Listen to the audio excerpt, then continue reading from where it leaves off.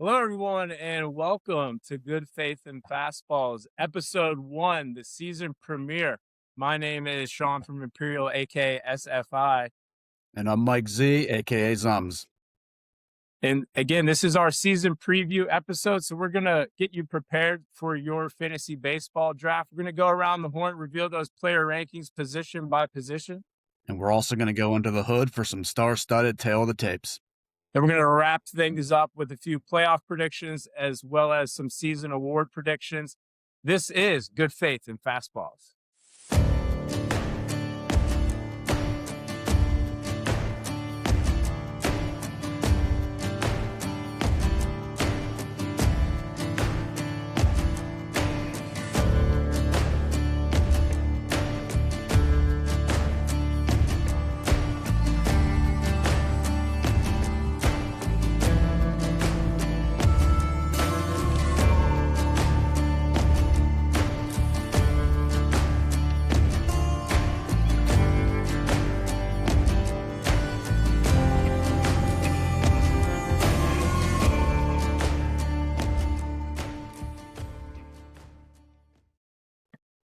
Ladies and gentlemen, welcome to Good Faith and Fastballs. Again, we're your host, Shawn from Imperial, with my partner, Mike Z, aka Zum. And we just wanted to take a minute to acknowledge, what this podcast is about and why we're doing it.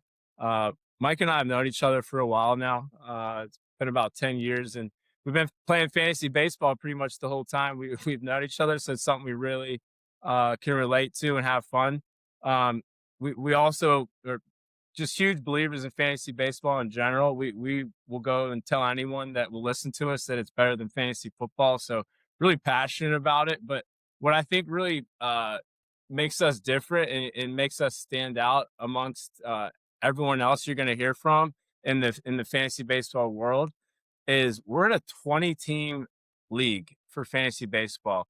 It's a 20 team points league. A lot of folks from where we grew up, a lot of buddies that we've kept in touch with over the years and have stuck together. And we've heard of 8, 10, sometimes 12 team leagues, but again, this is a 20 team fantasy baseball league where you end up fighting over relief pitchers with 3% ownership. And Mike, I feel like just us being in that league and the effort that we put in and the guys that we're finding makes us different than everyone else.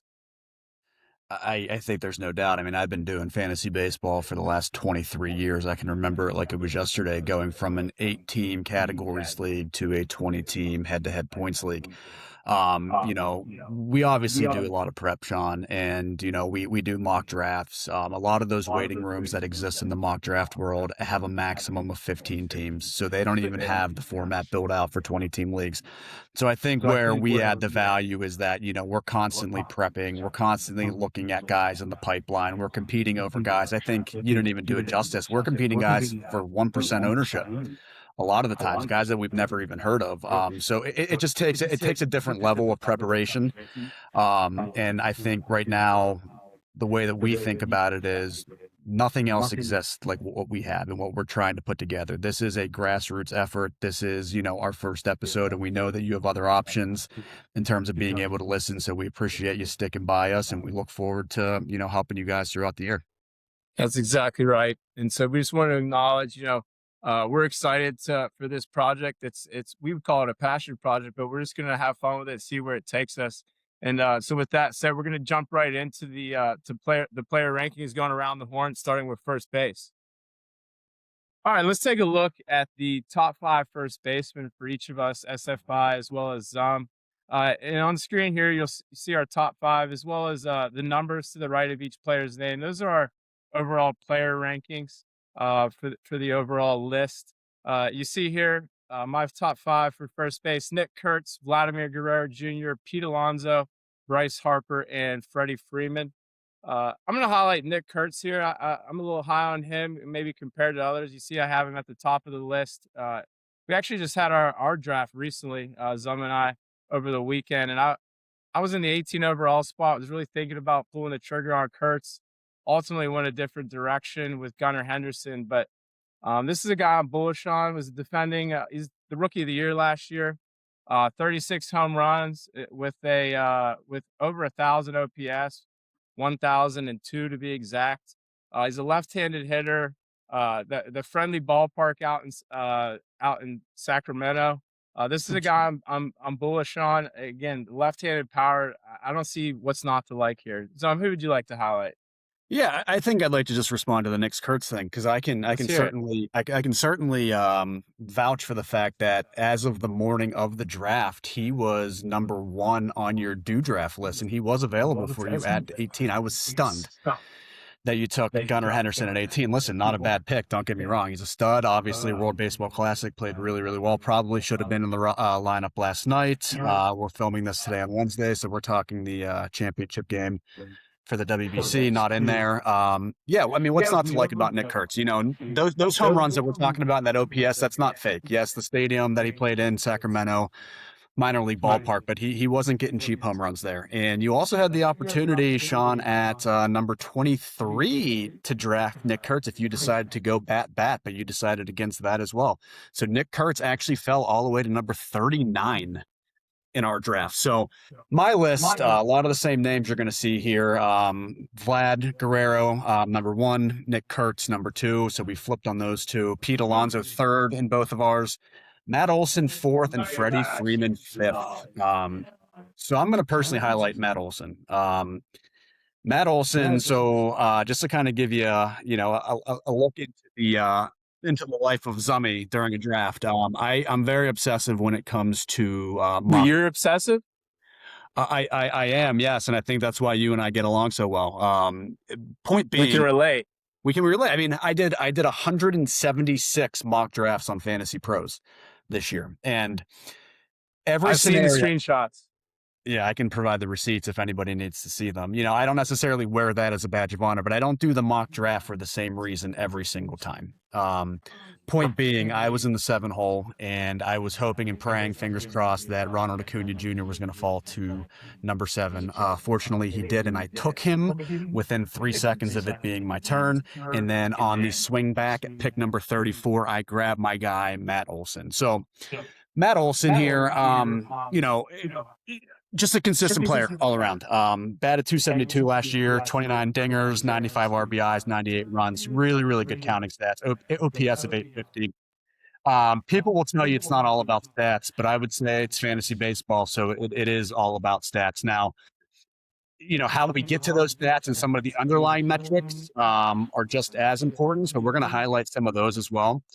Right now, the ADP at Fantasy Pros 37 for Matt Olson. He is the 5th first baseman coming off the board. When I look at a player and the possible return that I'm going to be getting on a player, I always look at where they're going to be hitting in the lineup, who they're behind, and who they're in front of, just to look at counting stat opportunities, RBIs, and runs. He is slated right now to bat 3rd behind the aforementioned Ronald Acuna and Drake Baldwin, the National League Rookie of the Year in 2025. So he's in a fantastic lineup spot. And not to mention, Shawn, do you know who he's batting in front of? Who Matt Olson is batting in front of? Would that be the third baseman, Austin Riley? That would be the third baseman, Austin Riley. So if we're diving a little bit deeper into this, I think Atlanta is going to be forced to score a ton of runs this year. I think they're going to have to manufacture some runs. I think they're going to be running Acuna. I think Acuna is going to be in scoring position most times when Matt Olson steps up to the plate. Matt Olson is in the 95th percentile for hard hit rate. I'm not a big exit velocity guy. I mean, we're here stationed in Pittsburgh. We saw O'Neal Cruz hit 122 mile per hour home runs at the Home Run Derby. But what does that translate to, Shawn? Anything? I mean, some headaches and some long home runs. That's about all. That's about it. So Olson, 54 home runs in 2023 at the peak of his powers. The last 2 years, 29 home runs in each season. But Atlanta in the starting rotation, they are struggling. Yes, they have Chris Sale, but what Chris Sale are we going to get? Last year was one of the first years that he actually stayed healthy all the way through. Spencer Strider, he's losing a little bit of his velocity in spring training, lack of movement, running the 2-seam fastball. It's my buddy and the guy near and dear to my heart, Sean, Spencer Schwellenbach, who I took last year in the 5th round as my first starting pitcher, who was paying marvelous dividends until he went down in late June with elbow issues. So in addition to Joey Wentz, AJ Smith-Shawver, we just don't know what this rotation is going to look like here in Atlanta. So we know that Atlanta is going to need to score runs. I love Matt Olson with the counting stats, with the proven track record of OPS and doubles, triples. Not a big stolen base guy. You're not going to get much there in terms of stolen bases, but I love the return from Matt Olson picking at number 34. Fantastic. Just a couple other thoughts that popped in my mind as you were talking there. Bryce Harper, this is a guy that we've talked about. You see, I have him here on my list at 4, which, maybe a little reluctant. Zum's not at all in the top 5. What do you think there, Zum? Do you think he's going to get hit with the injury bug, or is this just kind of he's on the back 9 and the best days are behind him? Shawn, I'll be honest with you. So I had mentioned the 178 mock drafts that I did. Bryce Harper was available at pick number 34, 178 times. I picked him 0 times on my roster. Just not a big Bryce Harper fan. I like what he brings to the game. That home run that he hit last night against Venezuela to tie the game up in the 8th inning, huge. I mean, I'm a Patriot. I can respect it. I love it. I love the way he plays the game. I just, I'm just not sold on him. His numbers were very underwhelming last year. He does have a hard time staying healthy. It's just, I think there's better options available in that territory of the draft. Bryce Harper, 2025, he played in 132 games, which, as a former Bryce Harper owner, that's better than some other ones. Back, in 2022, only 99 games. But, it does seem like he always gets dinged up. But, there is a pretty solid sample size of work here. But we'll see. On a good ball club in Philly, kind of the heart and soul of that team. We'll see what happens with Bryce. One other final note on this first baseman page: Freddie Freeman, the namesake to my fantasy baseball team, Freemason Freddie. Moving along, Sean, let me jump in real quick. Sure. Before we move along here, because we're talking about Freddie Freeman right now, and while he's not an individual that I'm highlighting, can you find somebody who has been more consistent in the fantasy baseball world dating back 8+ years ago? Whenever I first joined this league, I can't exactly say when that was. It was right when we first met, Sean. First year I joined, I drafted Freddie Freeman. Loved the way he played in Atlanta. Obviously, the counting stats were there. Average was there. He's just all-around great ball player. Yes, he's tailed off a little bit recently, but I got bamboozled and taken advantage of by your very own SFI. Shawn, do you want to share the story real quick about what that deal looked like for Freddie Freeman? I can remember like it was yesterday. I believe I know we were at the bowling lanes. Crafton. In over there in Crafton near Green Tree, Noble Manor to be exact. And the Pirate game was on, and this was when Joe Musgrove was kind of dealing for the Buccos. And there was a big chubby first baseman that got hot, Vogelbach, and I took advantage of the moment. I believe Musgrove was pitching while we started talking about this trade, and I sold Zum on a little buy low action with Vogelbach and Musgrove. Got Freddie Freeman. No, I got DeGrom, and then I flipped DeGrom for Freddie Freeman. Is that right, Zum? That's right, Shawn. And tell the fine folks here what your background's in. When you're talking about bamboozling and trying to convince people to do things, what do you do? So, well, if you guys recall, the name of the podcast, Good Faith and Fastballs, right? So, that is to be clear, we do have good faith, and Zum and I, we go back and forth and we have fun, but the faith remains steadfast. However, fantasy baseball is poker. It's just a huge game of poker, right? And they're all stocks. Every single one of them are stocks.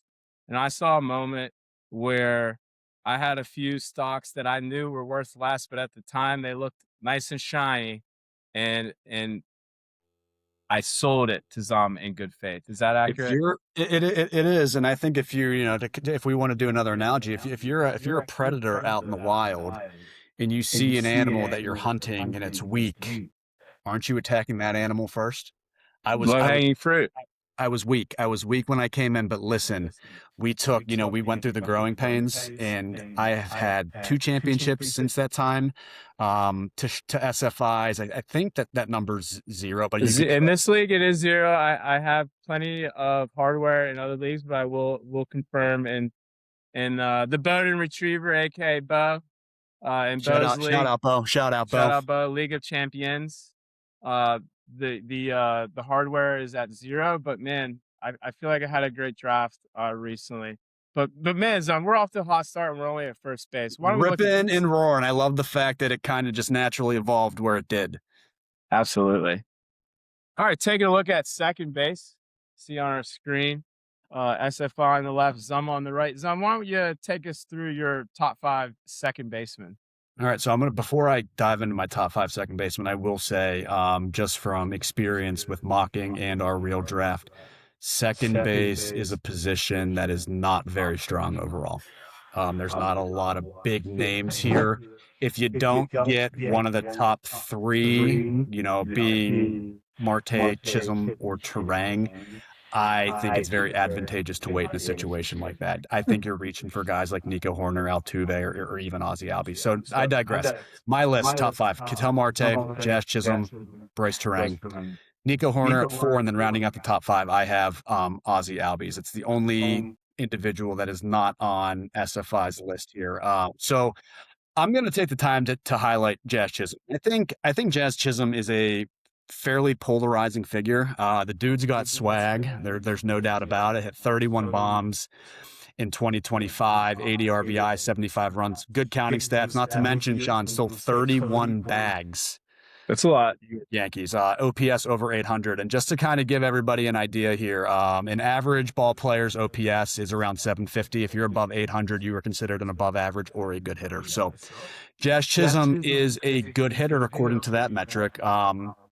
2026 projections have him in a fairly similar realm: 28 dingers, 78 runs, RBIs. Counting stats are there, stolen bases mirroring 2025. And as we look at projections, I think more than anything we need to understand the methodology as to how these things come up, because you might look at Jazz in New York and say, how can his numbers be exactly the same? You got the short porch in right field, the ball flies out of the park. This is an average. It's a weighted average that's based on more recency than anything, and then regression or progression to the mean.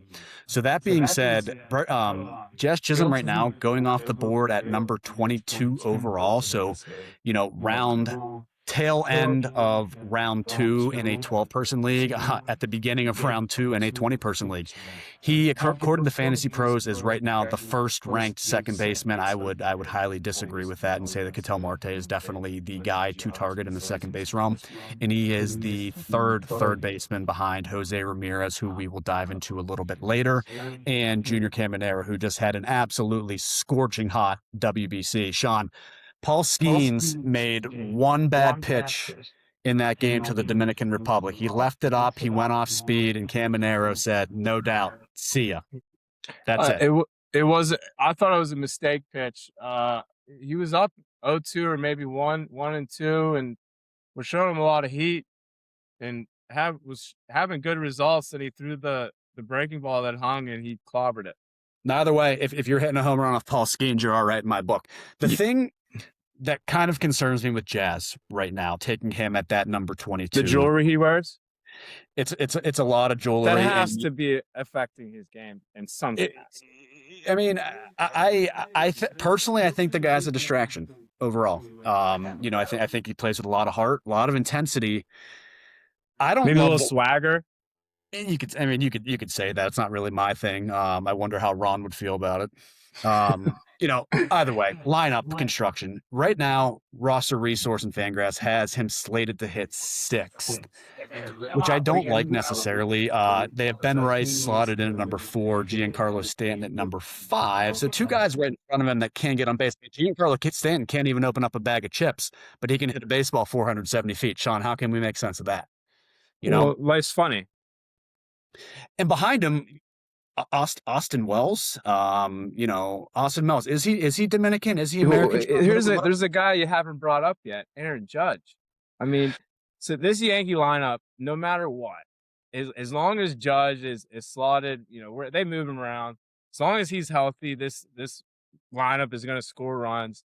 There, we talked about earlier today that right field wall to home plate in at Yankee Stadium just has always looked and felt short. I've been there many times. If pop flies will get over that right field wall, and Mr. Chisholm is a left-handed batter. I predict a big year for Jazz. And you know what, Shawn, I think too. I'm glad you brought that up. I'm just glad that he won't he'll be dealing with the pressures of a regular season game in terms of Aaron Judge, because we know how he performs in big time spots here. So going back to Jazz, last thing I'm going to round it out with here, then we're going to hop over to you and your list. I think multi-position eligibility is huge. Second base, third base, that's massive. If you can get a guy with dual eligibility up as a high pick, he's a good pick. 31 stolen bases, 91st percent barrel rate, 481 expected slugging percentage, which is 82nd percentile. He is a big time whiff guy, big time K guy. If you're in a points league, which the 20 teamer that we're in is, where you get -1 for strikeouts, you might want to pivot elsewhere, because guys like him and guys like, for example, Ellie De La Cruz, you might want to pivot elsewhere if you're going to be getting dinged for those strikeouts. So, Shawn, we're going to hop over to you. You want to review your top five and dive into one of your guys? Not a lot of diversity here, as you see. 4 of the 5 players are the same. The ones we have different: Altuve and Albies. I would argue, Shawn, I would argue there's a lot of adversity on that list there. Adversity or diversity? Well, maybe both, but I was thinking diversity. Yeah, there's a little diversity. But I meant how similar ours were. And Altuve, the guy's been doing this forever. I believe when he started, the Astros, I believe, were in the NL Central. I can remember seeing him for the first time, and I just could not believe how tiny he was. He never got the shit that was coming his way for wearing that sensor on his chest. They were clearly cheating. What a shame that was, Shawn. What a shame. He never got the slap on the wrist that he really deserved. That was crazy. But the guy I want to highlight is Bryce Terang. He caught my eye last year.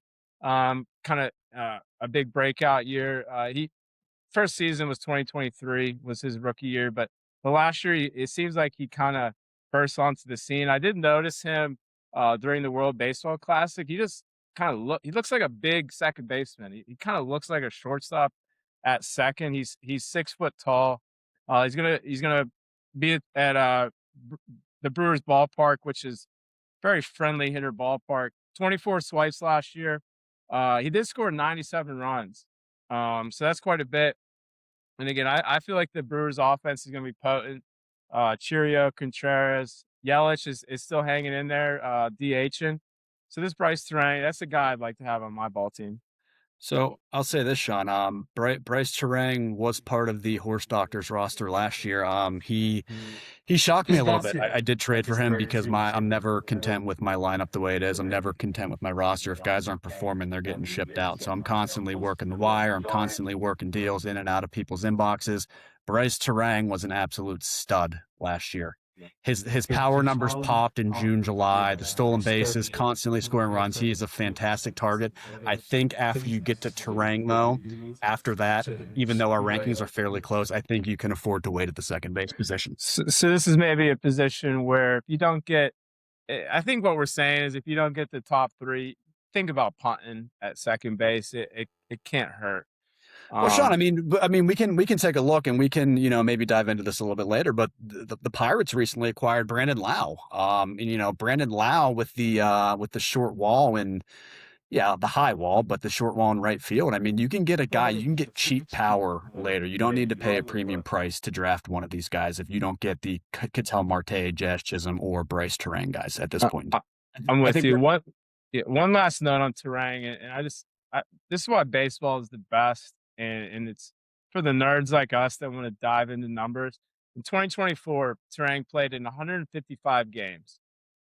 In 2025, he played in 156 games.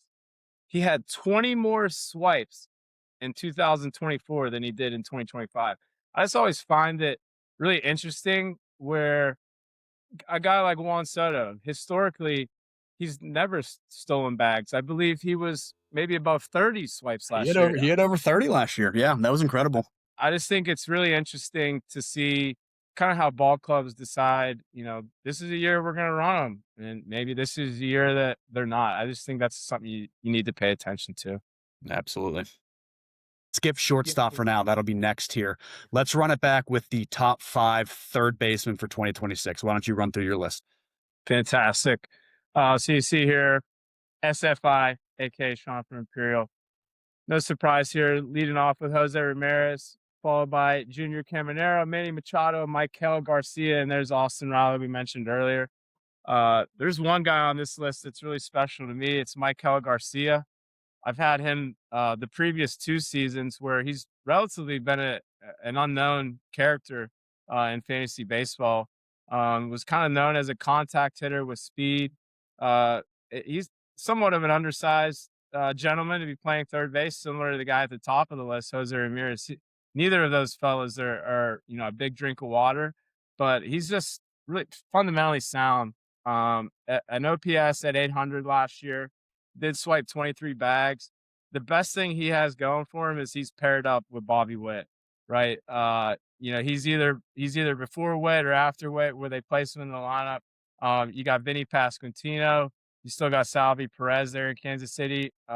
This is actually a team that I think is going to win the division. So I believe in Michael Garcia. Again, I've had this gentleman on my team the last 2 years, so I've had the microscope under him, and I think there's nothing to expect differently in 2026. And he's off to a great start. I believe was he named the MVP in the World Baseball Classic? I was hoping, Shawn, that you were not going to leave out that detail. I think we need to give the man his flowers. On a roster with my boy Ronald Acuna, MVP honors are not to be taken lightly in this tournament. So yes, I was glad that if you brought that up. If you didn't, I was definitely planning on talking about it. Fantastic. Well, Zum, why don't you let us know about your third baseman? Yeah, I mean, the 5 guys are exactly the same. The bottom 2 are in different order. So, as Shawn mentioned, Jose Ramirez, Junior Caminero, Manny Machado, Austin Riley, and Michael Garcia. I'm going to take the easy route here. I'm going to go and talk about Jose Ramirez. So, again, I did a lot of intel this year before the draft, and I was reaching out. I was trying to get some details about who the 6 people in front of me were going to be drafting, and what I was told and convinced of was that it was going to be Shohei Ohtani 1, Aaron Judge 2, Bobby Witt 3, Paul Skeens 4, Tarek Skubal 5, Juan Soto 6, forcing me to make a decision between Jose Ramirez and Ronald Acuna. And I think we've already talked about who I went with, but for the first half of those 178 drafts, I was drafting Jose Ramirez pretty consistently. I didn't like my team build after I drafted a third baseman in the first round, so therefore I pivoted to Acuna. But let's talk about Jose Ramirez. Let's take a look under the hood with this guy. I mean, we don't even need to dive deep into counting stats at this guy. This guy is consistent. He is constantly batting 280 to 290, 30 home runs, 85 RBIs, over 100 RBIs at 103. But Shawn, 44 stolen bases. When you look at this guy, do you picture him swiping 44 bags? I mean, we've talked about him a lot. He's kind of got a belly on him, but man, sure does. What a fantastic athlete. The guy's been doing it a long time. I had him last year, so I'm very familiar with him. He's 33 years old. The thing with Jose, he doesn't turn 34 until September. I've for years I've just thought that, man, once they get on the other side of 30, you're just a little hesitant to when the wheels fall off. But this guy has shown no signs of that. No signs of that. And, to show how much, how highly other people in the league think of him, the person who drafted out of the 4 spot ended up taking Jose Ramirez over Bobby Witt. He must like the way he plays the game. I mean, dude knocked out Tim Anderson in 2023, punch him in the jaw. Guy plays with an edge. When you're talking about not screwing up your first round pick, you absolutely in a 20-team league cannot screw up your first round pick. This guy fits the mold of not screwing up your first round pick. He does it all. He hits for power. Obviously, we've talked about how much he can run. The floor is higher than maybe anybody in the league. He's one of the safest picks in fantasy baseball historically. So his 4-year average, Shawn, let me just say one more thing. His 4-year average, 31 home runs, 101 runs, 102 RBIs, 280 batting average, and 33 stolen bases. Tell me where else you're going to find that. Nowhere, especially at third base, which is kind of a premium position. Not a ton of those guys are hitting dingers like The question is Jose. going to be, when does he fall off, Shawn? When do we think you don't want to be caught with the bag? You don't want to be caught with your pants down, is what they say. No. You don't want to be caught with your pants down. He just really has been on fire basically since 2016. 44 swipes last year, which is a career high at age 33. He's incredible. Here's the last thing I'll say. Here's the only thing that gives me a little bit of pause with him. So his lineup around him, he's slated to bat third, exactly where he belongs. In front of him, though, Steven Kwan. We know he's a slap hitter. We know he's getting on base.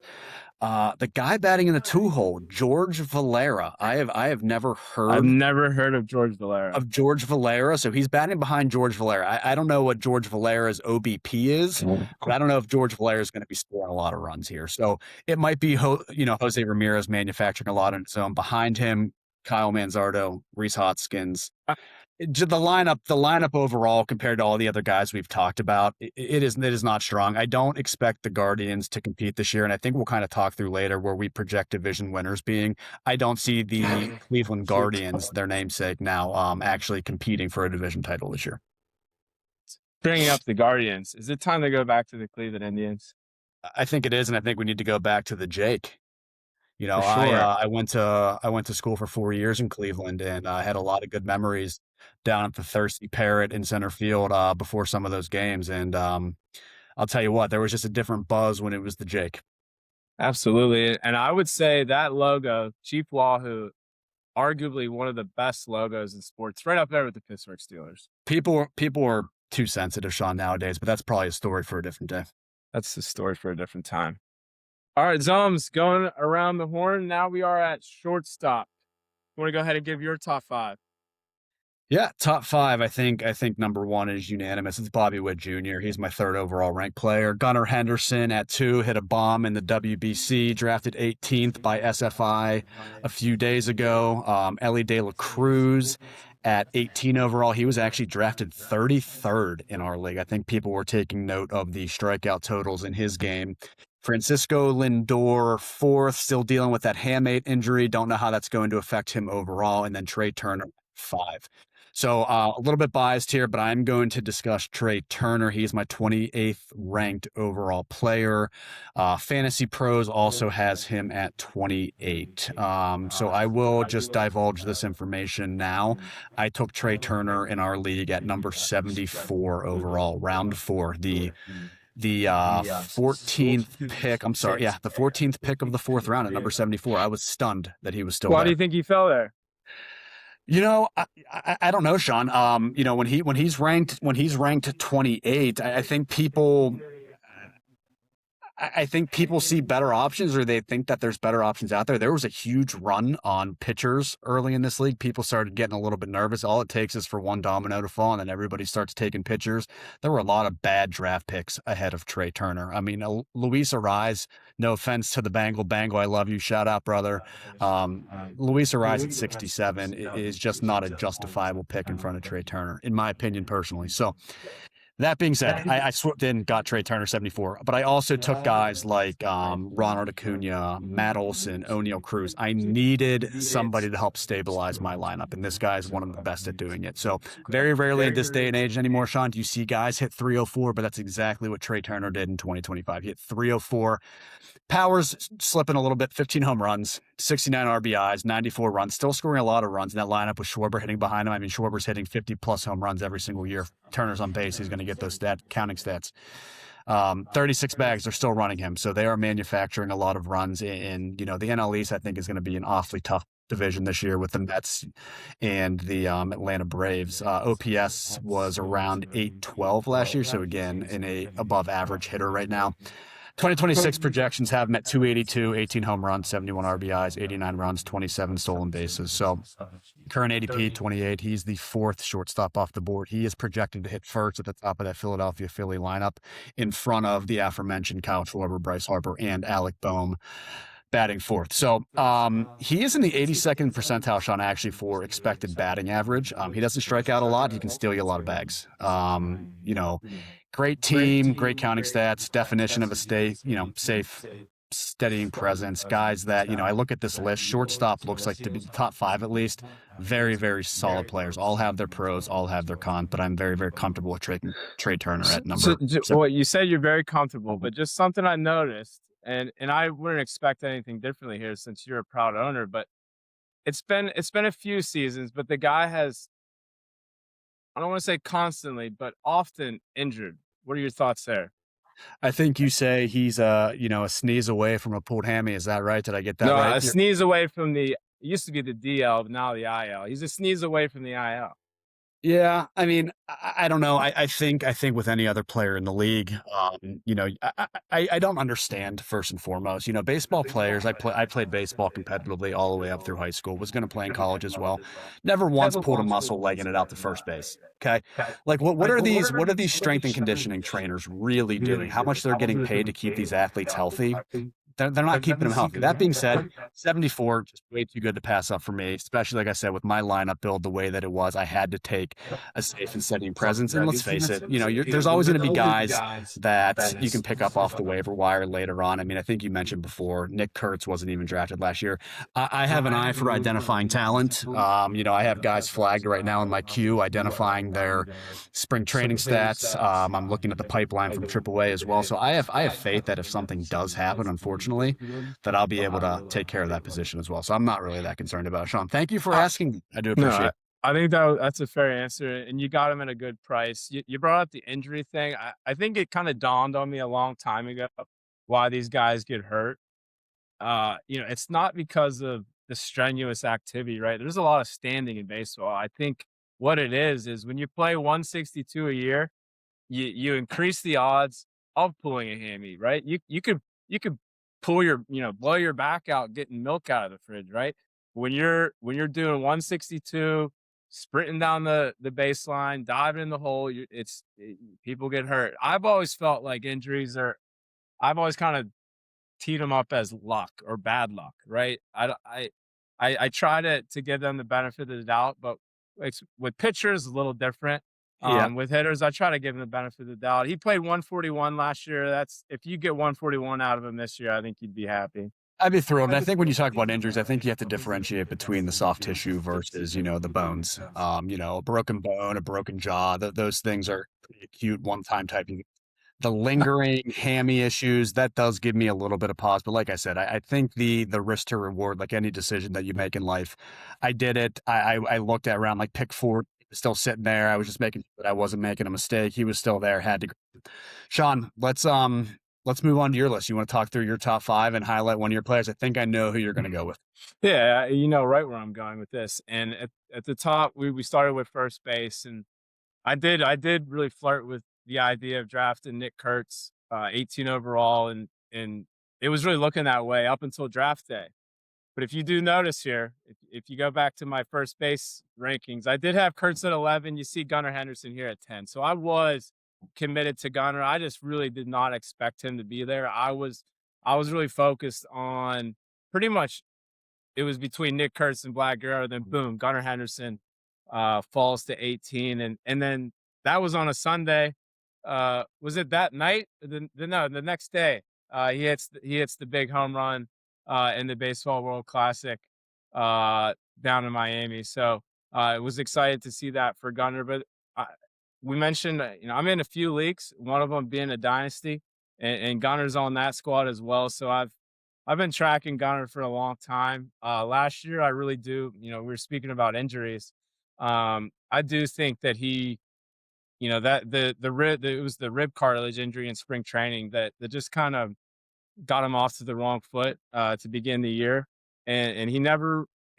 Towards the tail end, Yeah. shot Remmer. I was shopping with Remmer for a long time, trying to get Gunnar Henderson. Never got him. Who did get him? I don't know if he was even traded. I Zum's believe Zum's got him. Zum's you got him. traded for Gunnar, I did. and wasn't he hot at the end of the year? Stud. That's Played who he is. very well. Played very well at the end of the year. My pitching fell apart. That's who he is. So I'm expecting a big bounce back. The previous season in 2024, he finished with an OPS of 893. So when your shortstop is flirting with a 900 OPS, the guy is former rookie of the year. Tons of pedigree. I'm expecting a big bounce back year, and we're talking about lineup protection. Jose Ramirez, not a lot of lineup protection with a guy like Kyle Manzardo behind him. Well, who's behind Gunnar Henderson this year? The big polar I bear. think I think it's the polar bear, Mr. Pete Alonso. Yeah. I mean, if you're Mark DeRosa, Shawn, are you really telling me Alex Bregman is one of your best nine and you're sitting Gunnar Henderson down for the Well, WBC? well, DeRosa doesn't even know the rules of this tournament he was playing in. So, can we trust his judgment on who's starting in the field? Uh, I think not. I think Gunnar Um, Henderson has a real gripe here. I do too. I think it's weird how much blind love that Alex Bregman gets. I've never really, he came a guy out of LSU, pretty good track record out of college. He goes to the Astros and was great out of the gates, but I love speed on the bases for a little. He doesn't swipe bags or anything like that, but it seems like everyone loves him. He was drafted 32nd overall in our draft. 32nd. He was drafted right before Ellie De La Cruz, Matt Olson, and Nick Kurtz.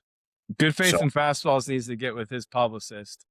All right, Zums, continuing around the horn. We have a little bit of variety here with the catchers. Why don't you start us off, go over your list, and maybe focus on one you want to highlight? yeah, I think variety is good. I think we've been agreeing a whole heck of a lot. Catchers is where things kind of get a little wonky. Historically speaking, I don't put a ton of stock in catchers. I'll wait until the 18th round to find out who's still sitting there. But my list, obviously, number one is Cal Raleigh. I got William Contreras, Shea Langoliers at 3, Drake Baldwin at number 4, and Agustin Ramirez at number 5. Now, I love Ramirez. Had him last year, did really, really well for me. But we're gonna look at Drake Baldwin. Shawn, this guy stepped into the scene in 2025, hit 274, 19 home runs, 80 RBI, 56 runs with an OPS of 810. Now, he only played last year in 124 games. He was voted the NL Rookie of the Year in 2025. But if we extrapolate, and for all you math people out there, Big word. we're gonna extrapolate the pace in 2025 that this rookie hit. Full year pace, 25 home runs, 104 RBIs, 74 runs, 274 batting average. He is coming off the board right now as the 7th best catcher at current ADP of 104. He's behind Raleigh, Contreras, Langoliers, Rice, Goodman, and Perez. He is hitting right after Ronald Acuna. He's hitting before Matt Olson and Austin Riley. I don't think there's a more advantageous roster position for this second-year player. I am very, very high on Drake Baldwin. The only reason I did not draft him in our draft was I did not want to have Acuna, Drake Baldwin, and Matt Olson in my lineup. So a little diversity. Whether or not that's going to come back to bite me in the butt, we're going to see about that. But Shawn, yes, very, very high on Drake Baldwin. Fantastic.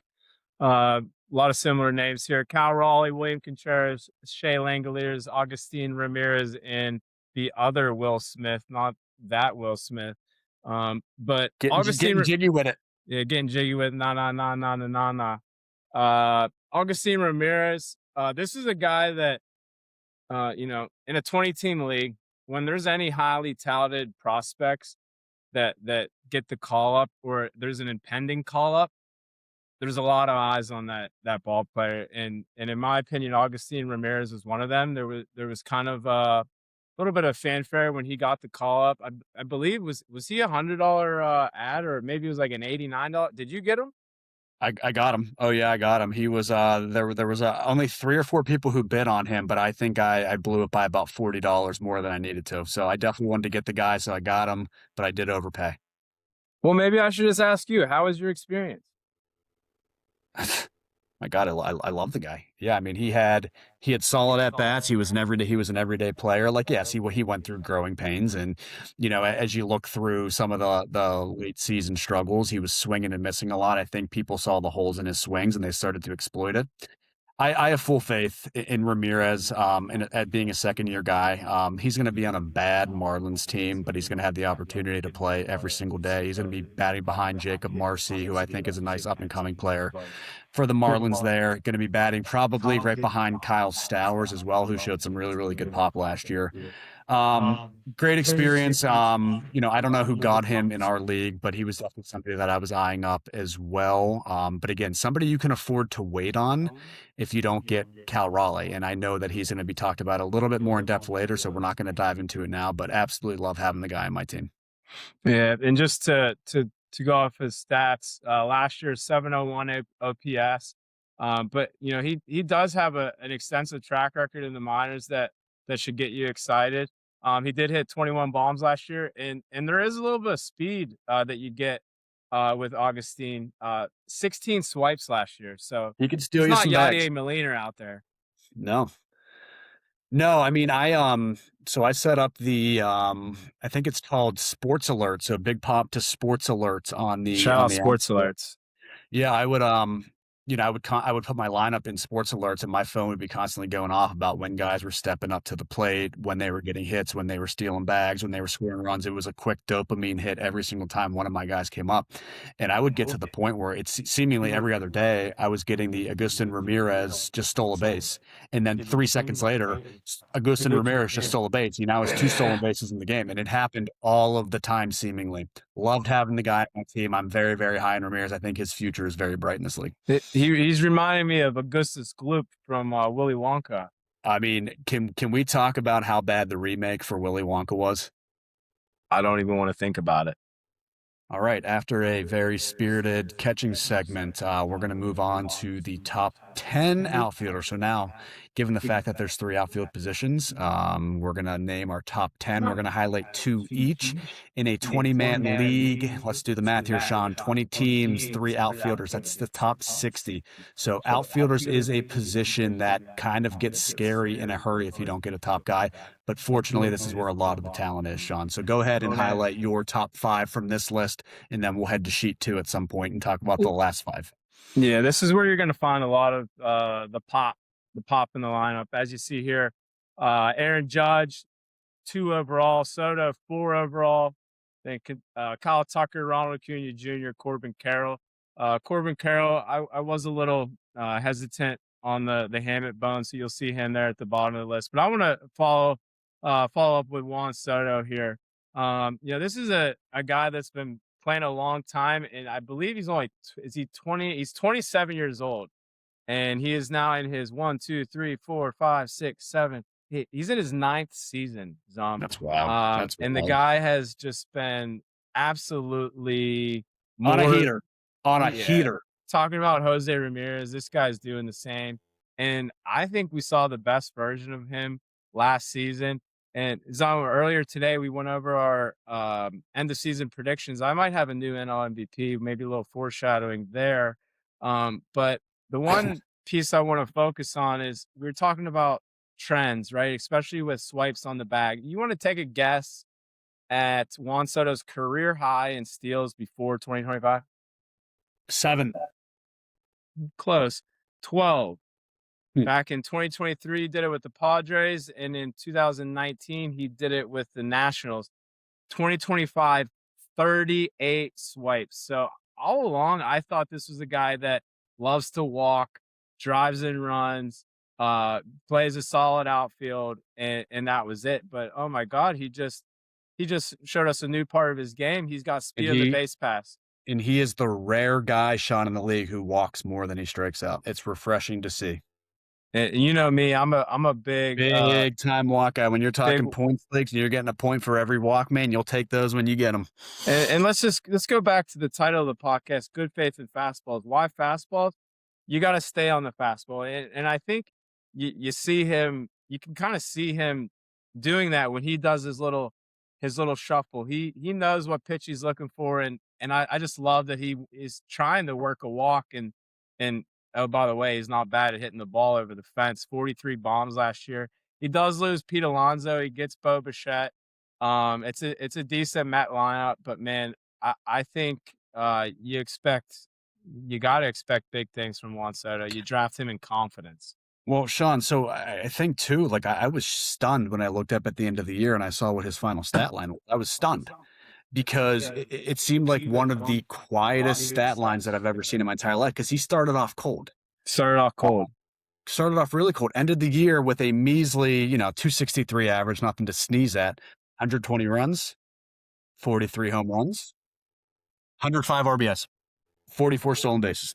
Yeah, he's incredible. He has your fan favorite Jorge Polanco protect him in the 4-hole. A little different than the polar bear. Lindor in the leadoff spot. Love him when he's healthy to get things going. Also dealing with the hamate bone, but I like this Mets team. They have decent pitching. They gave Freddie Peralta, but man, you gotta think Soto has a mirror image of what he did last year. No doubt. No doubt. That's why I have a hard time keeping those Mets out of the playoffs with what he can possibly do up there. Um, my top five: Aaron Judge, Juan Soto, Ronald Acuna coming in third, Corbin Carroll fourth, Kyle Tucker fifth. So the same list kind of just flipped around a little bit here. I'm going to talk about Corbin Carroll. So I had Corbin Carroll last year. I drafted him, I believe, 11th last year. Drafted him with high confidence because I think he is the rare guy.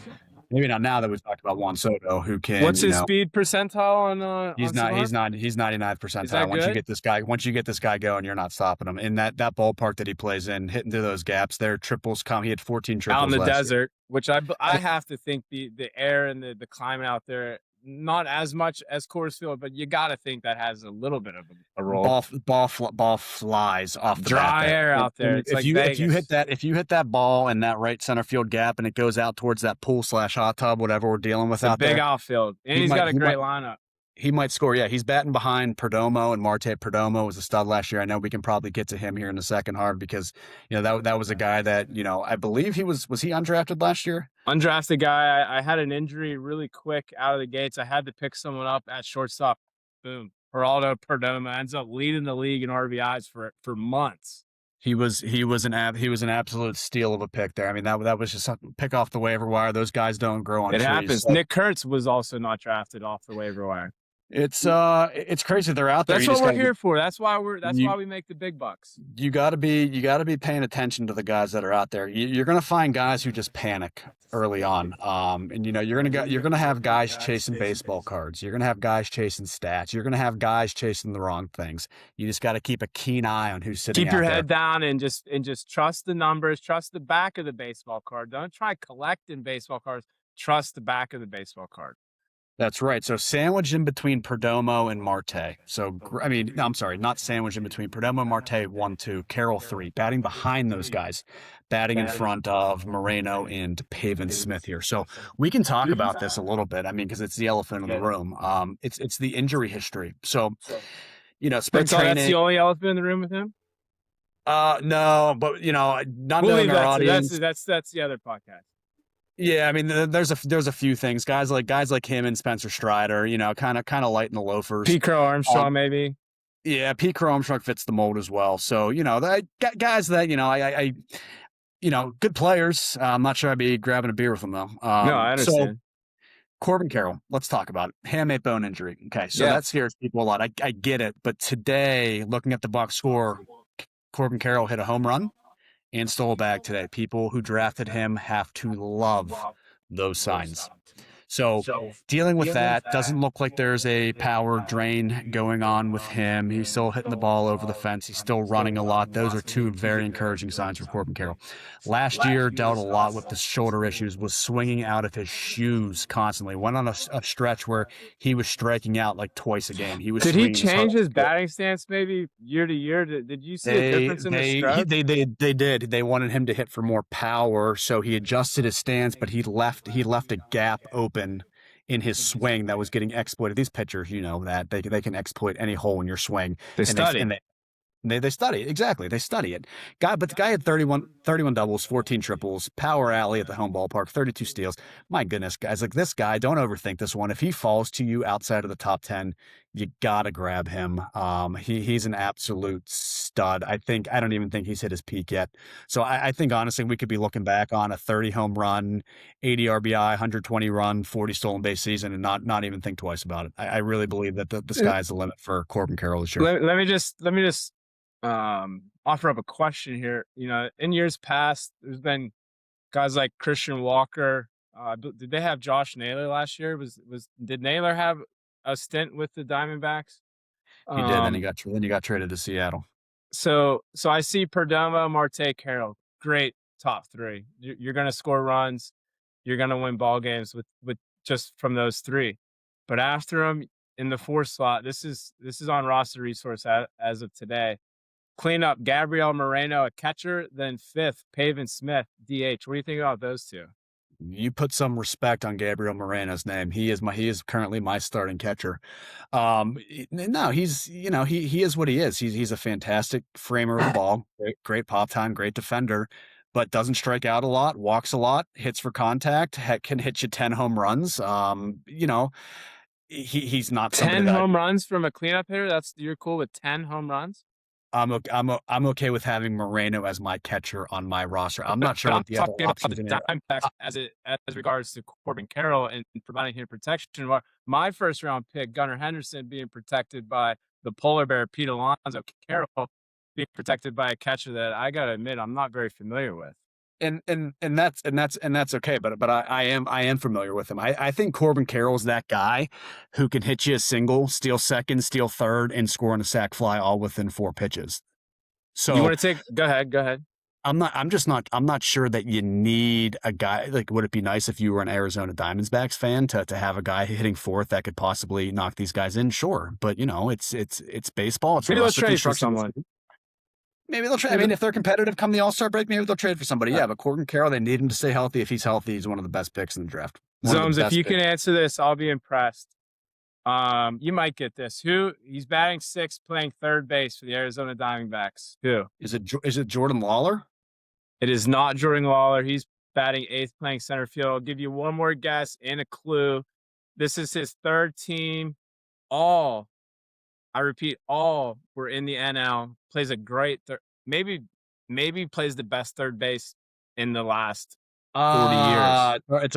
It's our buddy from St. Louis in Colorado, Mr. Nolan Arenado. That's exactly right. Since we're bringing him up, let's see what that OPS was last year. This is a guy that I don't know. Is he going to make it to Cooperstown? He might.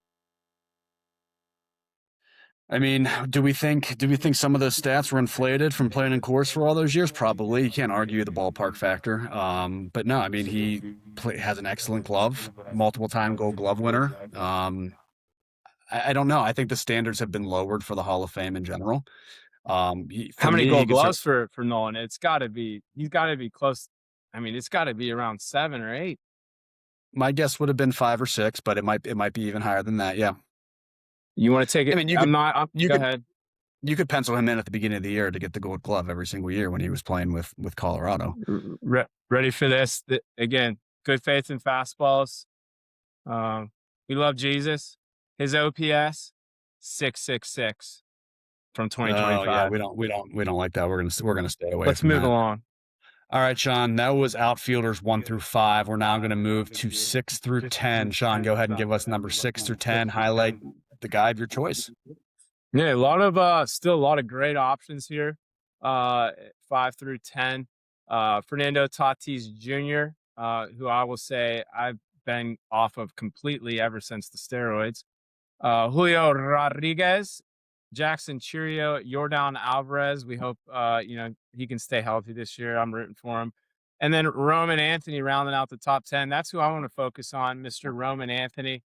If you remember back to last year in the draft, this is a guy that I drafted pretty early, knowing that the guy has all of the kind of backing and pedigree that you'd look for in a big prospect. He's only 21 years old. He got a big contract last year, so the Red Sox got a lot of faith in him. Small sample size last year, but he did have an OPS 859. His BABIP 404, which a little high for most players. Shawn, what is BABIP? batting average on balls in play. So Hmm. this is only going to factor in balls that were put in play. And so what it means and why it's important, it's basically a measurement of hitter luck, right? Hmm. Uh, so 404, you consider that pretty high. I believe kind of a normal BABIP is around 280. So 404 really high. But if you look at his track record back into the minors, which I'm looking at now, 424 and back in 2024, 410 in 2020. So sometimes, great hitters, they're naturally going to have a high BABIP. But he did have some balls dropping in for him, just like in the WBC where my man Gunnar Henderson took the Dominican Republic deep. So did Roman Anthony. I just think, as I was waiting for him to be called up, which I was anxiously awaiting, you're reading every update. When's he going to be here? You're just looking for anything to as you're waiting for him, and everything that was being said about him was the sound of the ball off the bat, and just that how loud it was, and how different it was, and I feel the Red Sox do a good job of taking care of their homegrown studs, and this is one of them. And 10 overall, we might at 10th as far as outfielders at the end of the year, we might be saying that's too low. Yeah, I think that's certainly a possibility. I mean, you can see it. Guy plays the game the right way, and I know that's a cliched thing to say, but you watch the WBC, he just looked like he fit the role.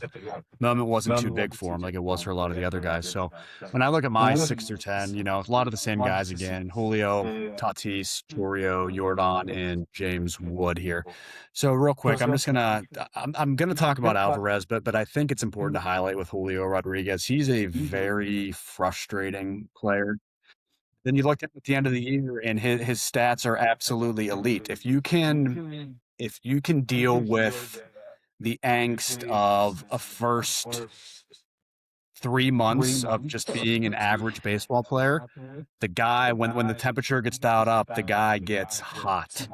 And when this guy gets hot, get off the tracks. Tatis, Sharp, I absolutely agree with you. I am not a Fernando Tatis fan at all.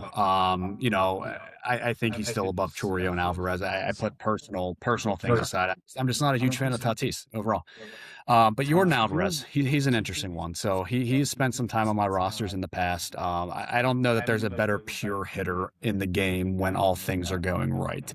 He is a strong, big, powerful lefty. The issue with him, it's a lot of the same stuff as Corbin Carroll. It's the injuries. 2024, knee injury, neck injury, hip injury. 2025, ankle, hand. He only had 199 plate appearances last year. So over the last 5 years, he's averaged 118 games played. That is just a lot of games missed, about 44 per season on average. He's a big guy, Shawn. He carries a lot of weight around. This guy just seems very, very fragile. Now he is batting second. He's batting behind Altuve, at least projected right now on Fangraphs, in front of Paredes and Correa. I think it's going to be a team that can score runs. I'm looking at their pitching staff as well. Outside of Hunter Brown, I know we were talking about it a little bit earlier. Outside of Hunter Brown, do we really trust this pitching staff to shut teams down? Well, they lose Framber Valdez. They got Lance McCullers. They're anchored by a young Hunter Brown. Where's Wandy Rodriguez when you need him? Yeah, seriously. Yeah. I think this will end up being a team on the outside looking in. They do have a phenomenal reliever that we can take a look at later, Josh Hader. But before we get off this slide, I think there's one gentleman we need to mention, James Wood. That was a guy that I went out of my way last year to draft him high. I looked like a genius leading up to the All-Star game, where if you remember, he entered the home run derby. I don't remember how he did. I know he didn't win, but I believe with all my heart that home run derby messed up his timing, and then, oh my god, he could not hit the broadside of a barn for the next 2 40. months. Well, you were also doing some outreach on his behalf to his mom on X, weren't you? Weren't you Yeah, I talking to was saying how just happy I was, have him in your lineup? so Yeah. yeah, and shout out James Wood. I'm rooting for him. Didn't have him in the top 10 tons of power, was the namesake of my team, the Redwood Forest. I think it was a phenomenal team name that if I must so say myself. But we'll see. Tons of strikeout in our league where you lose points. What is it? A point per K? Point Um, per K, and he last 2 months of the season he had a near 39% strikeout rate, which is just unfathomable. so you got to think he's gonna improve. That it really doesn't get worse than We that. can talk at some point about positive or negative regression to the mean, but yes, I can't imagine a guy sticking around in the league with a 40% strikeout rate. That's right. All right, Zums. Another one of your nicknames is the Horse Doctor, and that is because uh, you feel like you have a talent to maybe find some arms that need a little attention, maybe a little TLC, and eventually turn into quote unquote horses. So, as the Horse Doctor, take us through your top 5 pitchers here. Maybe highlight one that you're interested in. Shawn, it's really really funny. So I gave myself the nickname of the horse doctor. That's And what a I little thought. little bit of, yeah, and giving nicknames to yourself is pretty lame. But at the end of the day, I identified Corbin Burns on his come up before he got hot, drafted him late, won me a league. I identified Spencer Schwellenbach before anybody else did, drafted him in the 5th round last year, was an absolute stud. Honestly, right in line with Paul Skeens in terms of Cy Young voting up until that point.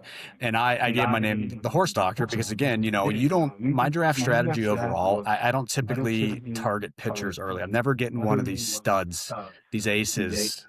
I'm going for the colts. I'm going for the ponies, and I'm trying to get those guys up to the horse level. And where I'm at right now, I live out in a little bit of a rural area. I would call where I live a little bit rural. We drive by a lot of farms, and there is a horse doctor out by my house actually. And I got to the point where my daughter was young and I was explaining to her that, her daddy's a horse doctor. And, she took that and ran with it. She was telling all of her friends at school. She was telling her teachers.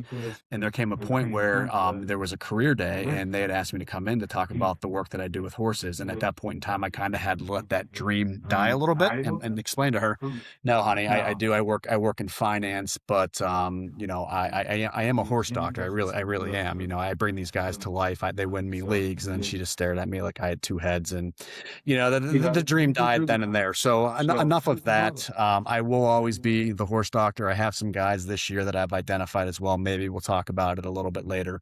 I think the top of the list in terms of these stud arms, you're looking at me for Scooble, number 1, Skeens 2, Crochet 3, Sanchez 4, and Yamamoto 5.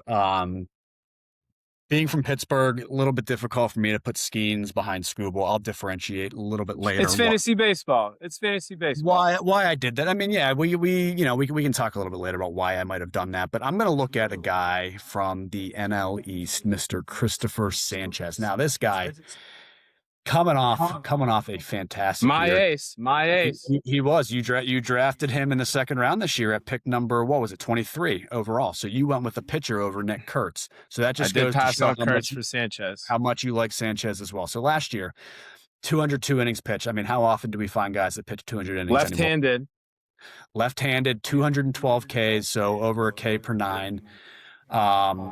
A K per inning, my apologies. ERA of 2.5, whip of 1.06. Very, very healthy whip. He went 13-5 with the Phillies last year. He ended up being the NL Cy Young runner-up to Mr. Paul Skeens. Right now, his ADP is 29. So if you want to say SFI reached for him, you could say that. I wouldn't necessarily say that he reached for him. I think very, very highly of Chris Sanchez. He is the position ranked number 4 starting pitcher coming off the board. And right now, let's face it, he's going to be the staff anchor over there with Wheeler being out. I don't put a lot of faith in the fact that Wheeler's coming back. And even if he does, I don't think he's going to be anything like what he was. Aaron Nola, while he had a great WBC, he's obviously not the same guy. He struggled heavily last year, I think to the tune of over a 5 ERA. His Savant page, and I'll talk about Baseball Savant here. I use Baseball Savant because it's very visually appealing to me. It basically shows where these individuals stack up against their peers in the league. And his Savant page, if it's red, that means he's in the higher percentiles. If it's blue, that means he sucks, basically. His savant page is bright red. His expected ERA, what was a little bit higher at 3.02, which is the 88th percent of all qualified starting pitchers. His ground ball rate, Shawn, his ground ball rate. So if he's not striking guys out, which he does at a 26.3% clip anyways, which is 78th percentile in its own respect. Ground ball rate of 58.5%. That is the 96th percentile. Shawn, tell me how you're giving up home runs if the ball's hit on the ground. That sounds like old ground chalk Charlie Morton. I believe he throws a sinker. I believe on this Fangraphs page, they don't even show him throwing a fastball. It's a sinker, but I believe it's touching 98. He's like 97, 98. So when And you're Shawn, when he, you're and Shawn, just he doesn't walk guys. His no, walk rate's 5.5%. That's 89th percentile. So you're striking out a lot of guys. You're not walking a lot of guys. When they do hit the ball's on the ground. You're on a great team. You're going to stack up a lot of wins. I think Christopher Sanchez is an absolute no-brainer. I'm glad SFI got him at pick number 23. yeah, no, I'm excited about him. The guy that I thought that was going to fall into my lap at 23 on the rebound on the snake was Yamamoto, Yoshinobu Yamamoto. Um, and if you remember back to last postseason, the Dodgers really leaned on him down the stretch, especially in the World Series where they were going to him on short rest. And he is this will be year 3 here in the States for him. He is a little guy. He's Little guy. 5'10", 176 pounds, but man, can he generate velocity. That windup is deceiving. He's gonna get a ton of cheap wins with the Dodgers. I love his breaking stuff. Uh, the one thing to mention about him and the Dodgers in general, as far as pitching goes, is you're gonna most likely deal with a 6-man rotation, and it goes even a little further than that than just a 6-man rotation. I had Blake Snell last year, if you remember, he was dealing with a shoulder injury, some shoulder inflammation, and the Dodgers have a luxury of they know starting the season, they know 100% they're going to make the playoffs. No There's doubt. no doubt about it. No They're going to doubt. make the playoffs. So Yep. when 1, 2, hell, even 3 pitchers get hurt, they don't panic. They don't change what they're doing. They don't rush them back. So with the Dodgers, yes, you're going to get a ton of cheap wins. And I think Yamamoto is phenomenal, and I would love to have him on my team. Just level setting. He did only have 173 innings last year, not bad. 30 starts. So if you get that, you'll sign up for it. But don't expect the 200 innings. Don't expect 20 wins. But what you're gonna get is a lot of strikeouts. 10.42 K per nine last year. Anything over 9 is good. So you're gonna get that. You're gonna get the punch outs with him. His xFIP, he has a 3.05 xFIP, and I pull xFIP from Fangraphs, so I'm very loyal to Fangraphs. ERA is historically the stat that pitchers are associated with, but a lot of times you'll see a bloated ERA. Maybe one really bad inning is just going to ruin a guy's ERA. I remember shout out AJ Burnett. There was a game in St. Louis where they weren't going to tax the bullpen. They made him go through just getting clobbered by the Cardinals, and I believe he gave up 8 runs, and his ERA really took a beating. But man, shout out AJ Burnett. Missed that guy. Wish was Shut up. awesome to see him down at spring training. But back to the ERA thing, xFIP I think is a much better kind of tool to use as far as foreshadowing and what you can expect. It really helps buying low.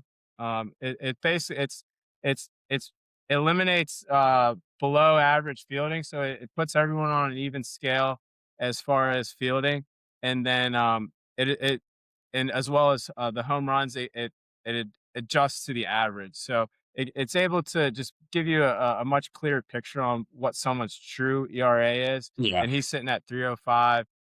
That's good. Anything below 4 on the xFIP, and nowadays I would consider good.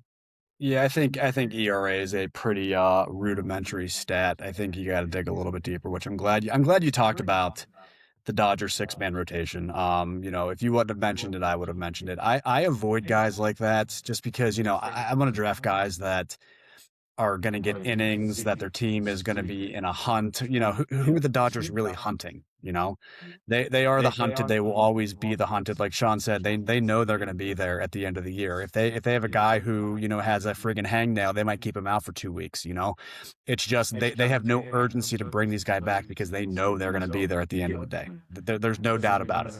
And Shawn, I'm glad you explained what XFIP was, because again, baseball, you can analyze any number you want to analyze, but I think digging deeper, going under the hood, really understanding what that means and why it's important for, like you said, identifying where you can buy low to get the highest possible ROI on these guys, right? That's exactly right. Have I turned you over to XFIP? Are you starting to use the No, sabermetric? not exactly. You know, it's hard in our league because, you know, we have, so again, being 20 teams in a 20, I think it's 21 rounds. So you're talking about 420 guys being drafted. There's not much out there. I think it's a good time to talk about it now, Shawn, before we kind of go a little bit deeper here. Is, you know, we're competing over guys every single day who are like 0.3% owned. You know, that's why this tool is important. You got to identify the talent and figure out where it's at. You know, we're reading ESPN articles, shout out to ESPN, where they're telling us after week 1 that the best streamers available are guys like Nick Ladola. Let's pick up Nick Ladola. Oh, I'm sorry. Nick Ladola was drafted 127th in our league. That was the 6th round. So, you know, it's, you know, you read stuff like that. Those articles aren't tailored for people like us, because any of the guys they talk about are guys that are well shoot into a team roster that will never be dropped. So we have to kind of look a little bit deeper. Like we're digging deep on, like I said, we're fighting, we're spending fat We're money. gonna do it anyways. We're doing this anyways. The whole Exactly. point of this podcast is to share it with all ANs, because like Zum said, these guys that we're picking up, Zum knows I'm a big reliever guy, 7th and 8th inning setup guys that get the hold. And when you're picking those guys up, there's 2% ownership, right? And we are fighting over them because we get points for holds, and man, those are important. Jeremiah Estrada out in San Diego. Now it used to be Griffin Jacks. Now he's gonna be closing in Tampa. Those guys, another luxury of having those guys on your roster. One injury away, or Emmanuel Clase getting busted for throwing games. God bless. One spot away from closing. So I love picking up those 7th and 8th inning guys. It's funny, Shawn, because you can at the end of the year, you can look back on, especially on ESPN. I'm sure other platforms have the ability to do it as well. You can click on a guy and look at his transaction history, and you will see a guy who's been part of like 45 transactions during the year. These guys are, you know, we're wheeling and dealing. These guys are constantly being dropped, added, money's being spent, money's coming in. It's just it's a crazy thing to witness in real time. But again, these are conversations that you don't have in shallower 8, 10, 12 man leagues. Like these are conversations that only relate to 20-team leagues. So we have the ability to identify these guys that are going to help you possibly win your league. And we're not even going to charge you for it. No, not to start at least. Not to start at least. The only way this is a grassroots effort here, so we're going to see how this goes. You're exactly right. Maybe we'll take on some sponsorships if you're interested in sponsoring Good Faith and Fastballs. We'll drop our Twitter handles at the bottom. Sorry, X. And we're not going to divulge right now, but there are some things in the works that are pretty exciting. So stay tuned. That's right. Let's move along. We're going to the next page. Like we mentioned, we're going to show you 15 starting pitchers. Zum, why don't you take us through your page 2? Run us down your list here. No doubt, man. I appreciate that. Hunter Brown, number 6. Cole Reagan's number 7. Logan Gilbert, 8. Brian 9. Logan Webb, 10. All right, who to pick here? Well, I see a guy who's lining me up right now, a guy that is on my roster who was picked at number 47 overall, 3rd round. Did you have him when he was a Colt? Oh, absolutely. He's one that I don't even know why I forgot to mention. You've seen it through. I identified the talent before this guy even came out of the stables. Cole. And who are you talking about here? This is Cole Reagans. I think that that's a no-brainer. This is Cole Reagans. I mean, listen, the league's in a better place when Cole Reagans is pitching. Last year dealt with a lot of injuries. Okay, 61 innings pitched, not great.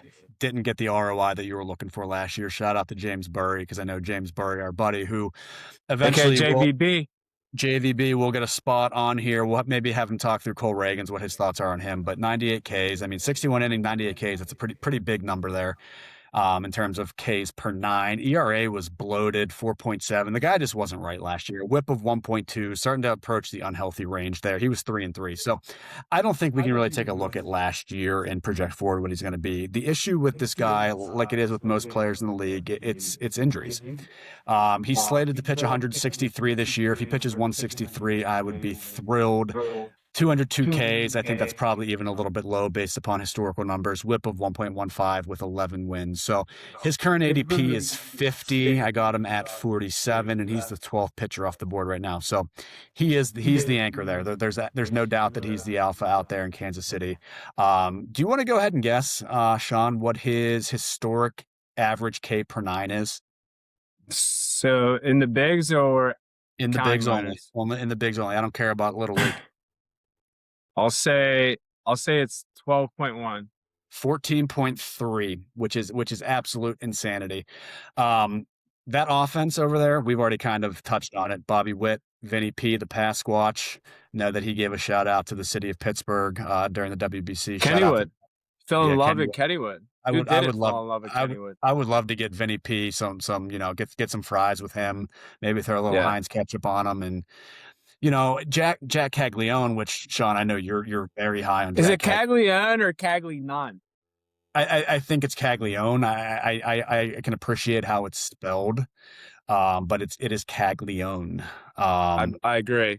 Like I said, he's the 11th pitcher off the board. He's behind guys like Logan Gilbert, Wu, Webb, DeGrom, all guys that I would take him before, and I did take him before them just because the guy's stuff's electric. He's going to be on a team that I think is going to win a lot of games this year. I think that the Kansas City Royals are going to win that division this year, just to kind of give you a glimpse into what we're going to be talking about in a little bit here. Shawn, Cole Reagans, tell me your thoughts on Cole Reagans here. Well, I just have a follow-up question. Did you say you would be thrilled with, was it 142 innings? Is that what you said? 163 innings is what I said. 163. Okay. Yeah. Yoshinobu Yamamoto, 172 innings last year. So just saying. But Cole Reagans, this is a guy that I've had on my team in the past. You got to enjoy having a big left-handed starter. He's a big boy. I believe he's about 6'3", 6'4", left-handed, throws hard, change up, breaking ball, heater. He has it all. Like you said, he's gonna get cheap wins. He's on a potent offense. It's the health, right? He was, I think he had 2 separate injuries last year that caused 2 different IL stints. But that's just the name of the game with pitchers. They're all a sneeze away from the IL. But I think you could cash in big on Cole Reagans. You mentioned the K per 9. That's legit. It's just if you don't want to rush and get one of those guys that's flying off the board early, and you'd rather spend that premium pick on a bat like Ronald Acuna, I think Reagans gives you a hell of a luxury in round 3. But again, you're talking pick 47. You're almost talking at the end of round 4 in 12-team leagues. I mean, if you're in a 12-team league and you can get your first pitcher at the end of round 4, think about the bats that you can stack in rounds 1, 2, and 3. This guy has everything, the makings of a top 5 starting pitcher if he stays healthy throughout the year. And ready for this? Here's a great example. He was he had his career high in strikeout in K per 9 last year, 14.3 in 2025. His ERA was 4.67. Now, we just got done talking about xFIP, expected fielding, independent pitching. His xFIP is 2.45. So that's definitely a better His indicator. ERA was double. Yeah. So we're rooting for Cole. Shawn, Typically, what are the gaps that you see in XFIP versus the general ERA the stat that you typically see when you're watching a broadcast of a game? Like how, Great follow-up question. 2.45 versus 4.67 seems significant. If you're at home, I invite you to pull up Cole Reagan's Fangraphs page. Shout out Fangraphs. We're going to reference them a lot, but we were just talking about Got it. XFIP and BABIP. So this is a perfect case study. The guy, granted, he only threw 61 innings last year, dealt with injuries. His K per nine was 14.3, off the charts, completely off the charts. His ERA 4.67, xFIP 2.45. What went wrong? Well, let's go to his BABIP. BABIP 3.354. The previous year was 0.290. The year before that, 0.275. So he did deal with a little bit of bad luck. The walks went down. The walks went down zero point 0.3. Went from 3.24 per nine to just under 3. So I think with a little bit of health and some good luck, he'll be in the Cy Young conversation at the end of the year if he stays healthy. Yeah. All right, Shawn. So we went through two of mine. Now I think you're going to go through your 6 through 10 and talk about a guy as well here. Hopefully not Yeah. Cole Ray. No, not Cole Reagan's. There's Chris Sanchez at the top of my list. I'm excited to watch him this year. Hunter Brown, Logan Webb, Cole Reagan's, Chris Sale. Last year, before the draft, we were talking about guys that we would not take. We all kind of went around the horn in our group chat. And the guy that I came up with was Logan Webb, and man, was I wrong. I think why I didn't want him is just he's kind of looks funky. He He's does. small. Yeah, he doesn't fit the role, man. No, he's tiny. Let's see how tall he is. He's 6'2", 221. So I take that back. He's not tiny. He's a little bigger than You me. you what you wouldn't want to see him in a back alley. No, That's a big boy there. I'm sure he's strong. Delivery is a little funky. He doesn't throw hard. I think he's topping out at 95, so he's not blowing you away in today's game when hard is now 199. He's around 95, but he just knows how to pitch. He's in a great pitcher's ballpark with San Francisco. The last three, if we go back 4 years, he's basically thrown 200 innings 4 years in a row. If you want to count It's 2022. insane. It's insane. So he's durable. Again, I'm an xFIP guy. His xFIP was 2.78. The ERA was 3.22. K per nine, nearly 10, was at 9.74. Let's check on his WHIP. Walks, hits per inning pitched. It was at 1.2. It was at 1.24 in 2025, which is slightly elevated. Don't like to see that. Not sterling. It's not sterling. In 2023, his was down at 1.07. But this is a guy you're gonna draft high in confidence. He's gonna have the benefit of being in San Francisco, getting some weird weather. Nice little pitcher's ballpark. I think you disregard the way he the way he looks, the delivery, all the above, and you take him in confidence. Yeah, Shawn, it's a good point here. I mean, I think, I don't overanalyze this side of things. I never, when I'm drafting a guy, I never think about the division they're in. So I think they play each team in their division. It's somewhere to between 14 and 16 times a year. So that means in But theory, who's counting? yeah, he's gonna be facing the Dodgers 3 times. Who cares? Everybody does it. We got to do it. We got to get through it. It's not a reason not to draft a guy. But Shawn, 216 innings pitched in 2023, 204 in 2024, 207 in 2025. The whips, like you said, a little bit elevated, a little juicy there. Like you said, benefit of being in a very, very good pitcher's ballpark. He's somebody who his walk rate is 5.4%. He's in the 91st percentile for that. That's great. His ground ball rate is 54.2, which is 91st percentile. So there's a lot of good things going on for Logan Webb. He is a workhorse. He's a guy who's taking the ball every fifth day, set the lineup, forget it, move on. He's a guy who gets results. He's a guy that's going to do well for you. Draft him with confidence. He's going to help your ball club. All right, Zummy, let's round out our top 15 pitchers here on page 3. Why don't you take us down your list and spotlight one of these guys? Yeah. All right. We're gonna go with number 11, Max Fried, 12, Chris Sale, 13, Jake DeGrom, 14th, Joe Ryan, 15th, Freddie Peralta. And just to kind of give a disclaimer here, I do have Chris Sale and Jake DeGrom up there at 46 and 47 respectively. But they are both guys that I would never draft. The injury concerns are just too much for me. Although last year, I think Shawn, you were heavy into DeGrom. He was on my do not draft list. But he did take 2 to 3 ticks off his fastball, which, hey, I guess the best ability is availability, they say, right? So, but the guy that I'm going to talk about, Freddie Peralta, obviously a change in venue in terms of where he's pitching. He goes from Milwaukee to the New York Mets. I think the Mets. We've already talked extensively about their lineup. Their lineup's one of the best in baseball. So that goes without saying that we're excited about the prospects of picking up some pretty cheap wins with the Mets here. So he was 17-6 last year with the Brewers. The Brewers in their own right, great team, pretty bad division overall. His whip was 1.08. Again, we'd like to see that. ERA was 2.7, and he struck out 204 guys, 176 innings pitched. Right now, his current ADP is number 83, and he is the seventh pitcher off the board. So, um, right now, this guy eats innings again, similar to Logan Webb. He just goes out there and pitches every 5 days. He's going to strike out a ton of guys.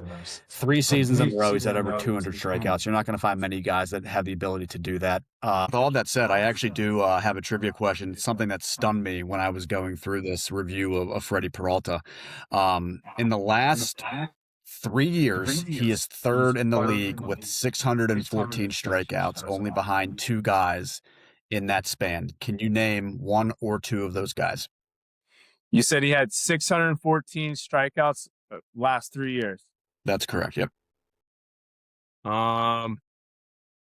The first guy, like for me, when strikeouts come to mind, I always think Chris Sale, but he's been dinged up. My first guess would be Zach Wheeler. Zach Wheeler is correct. Zach Wheeler has 631 over that span. So he is in second. You're missing the first place guy. So I'm going to let you stew on it a little bit. If you want a hint, I can certainly provide that. In the essence of time, I'll take a hint. All right. So this guy, he went AL to NL to AL. So currently sitting on an AL roster right now. He's not somebody that you might think about. It is Dylan Cease. I was going to say not something you might think about in terms of, having an inflated ERA, being fairly inconsistent with the whip numbers, but it is Dylan Cease with 653 strikeouts over the last 3 years.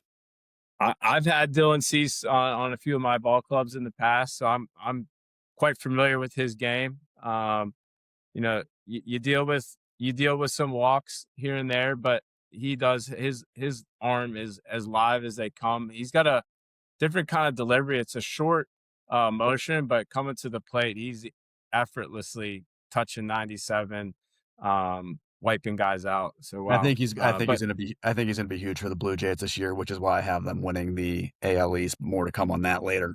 So needless to say, I love the fact that the 1-2 tandem with the Mets right now is Freddie Peralta and Nolan McLean.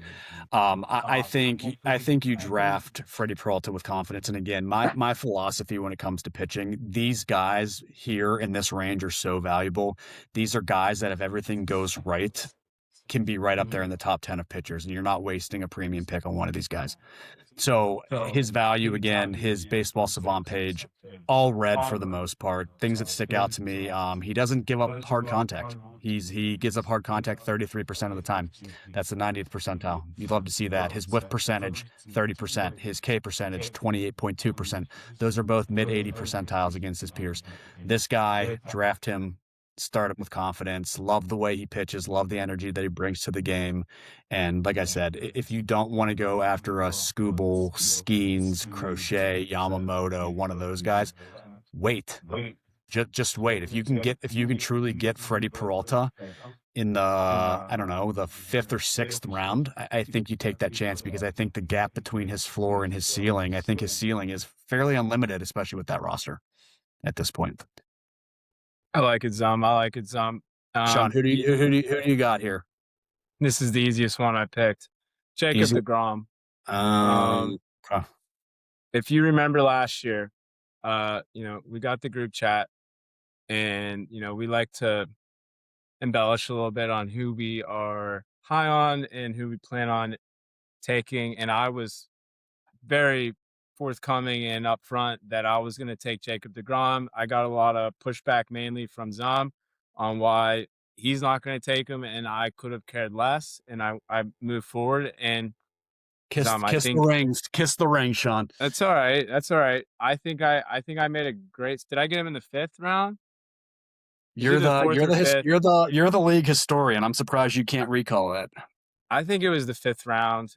And I would say I got plenty of return on investment. No, Let's no doubt. let's take a quick look under the hood. The XFIP 3.37, the K per nine for the first time since 2016. His K per nine was under 10.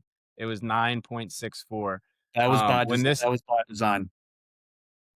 Absolutely, I agree. I think he's a more mature pitcher, smarter pitcher. The story with DeGrom ever since 2019, he threw 204 innings. 1, 2, 3, 4, 5 years in a row, he didn't get over 100. So the guy, all sorts of injuries, uh, including the arm. But in 2024, and this is what pretty much spurred my decision. In 2024, at age 36, he only had 3 starts. He threw 10 innings, but the guy was electric. Almost a 12 K per nine. His ERA was 1.69 and his xFIP was 2.80. I saw everything I needed. The guy was throwing hard in September, and he basically told me, "Look, SFI, I'm healthy. Draft me." And I had the pleasure of seeing him pitch a handful of times back when I lived in New York. I've seen him, throw it at Citi Field. In my opinion, I think he has the best mechanics in baseball. A guy of that size, he is 6'4", but he's only 180 pounds. He is Yeah, skinny, just kidding. and he can really torque it up. And I think you could see it. I think you could actually see it last year that he took some off his heater. He I did, think yeah. you could see it in him. No doubt, and I'm glad you brought up the mechanics too, because when you're a guy who deals with injuries year in and year out, that there's no doubt, and I'll make this claim, up until I don't know, maybe last year or so, like I would have said, if he's on the field, he's far and away the best pitcher in baseball. The stuff plays, it is electric. I, you know, like you said, he's more mature now than he was back then. He wants to pitch. He wants to be on the field, and when he is on the field, you get that return. It's always just a matter of what is the injury risk with these pitchers. You don't look at a ton of guys right now that have good mechanics in baseball. I think a lot of these pitchers that are going out there and throwing pitches, they're trying to break 100 miles an hour in every single pitch. They're throwing the ball. They're not pitching. This guy, it's like artwork with him. The way this man pitches is art. He It's used his pretty. he used his four-seam fastball 46% of the time last year. His mile per hour average on his four-seam fastball was 97.5% last year. He was touching 100 easily before, and by design, he had the maturity and the awareness to take 2.5 miles per hour off his fastball so that he could pitch 172 innings last year. This guy is a stud. If he is on the field, I would absolutely bump him up in the rankings if I could. I just think that cost right now is baked in with the possible risk that you might be facing. No, I think that's fair. But again, I don't have him this year. Maybe I'll Shawn, do you get know him where he went to eventually. college? Jacob DeGrom. Is it small? Yeah, you don't get many guys from this school going to the show. All right, I have it in front of me. Okay, here it is. Stetson. Yeah, you don't hear about many major leaguers coming from Stetson, but yeah, good for Mr. DeGrom. Hope he stays healthy this year. The game's a better place whenever he's healthy. So while we have his Fangraphs pulled up, we just gotta revisit like one of his freaking incredible years. Let's just look at one here. Uh, 2018. He only went 10-9. He did start 32 games through 217 innings. You want to take a guess what his ERA was? 1.86. 1.7. Yeah, XFIP 2.6, K per nine 11.16. His base on balls per nine was under 2. He his home runs per 9 innings was .41. Like, the guy was we just untouchable. Shawn, we talk analytics a lot here, and we've been throwing a lot of numbers around because yes, they're important, but there's also such a thing as gut and eye test, and this Mhm. guy just passes that eye test for me. Yeah, if he stays on the field, the guy's incredible. He's a stud. So yeah, I think we're in agreement there as well. Yeah. All right, Shawn. Starting pitchers are exciting, but sometimes where leagues R1 is in the RP category. And I think typically in points leagues, obviously you're able to standardize the scoring, but I believe saves are 5 points in our league. So if you get a guy and you go get your guy, man, they could definitely pay dividends for you. So we're going to talk through our top 10. We're both going to highlight two. So Shawn, I'm going to kick it over to you to run through your top 5. We have a little bit of a different list here, which I think is good for conversation, but I will take it from you after you go. Yeah, and I think what I want to lead with and acknowledge is, you see our list here. We're going to show you our top 10 relievers. Believe all these are closers. No surprise there, but you'll see my rankings are a little higher than Zum's. So I'm starting with Mason Miller, 74th overall, which I think everyone knows that he's just completely lights out. I believe there was some crazy stat back to last year. He struck out like 20 of the last like 29 batters or something out of this world. He's striking out a lot of guys. There's no doubt about it. He's the premier closer. But if you see following that, I kind of wait a little bit. So Kate Smith 110, Duran at 116, is 117, and then Edwin Diaz out in Los Angeles. Man, they really needed more help, didn't they? 121. But I'm gonna highlight Cade Smith, and if we're gonna talk about Cade Smith, you got to talk about Emmanuel Clase. So last year, shout out JVB, he really reached for Emmanuel Clase. He might have took Well, him in the '60s. but here's the thing, Shawn. So, in no disrespect to JVB, we love the guy. He's a guy who feels like he needs to have a ton of RP depth on his team, and he reaches for guys early. We're seeing that as well in the league this year. Not necessarily with him, but there's other guys that will draft these guys in the top 40 or 50 picks. It's just not how I build my team. I don't think it's how you build your team either.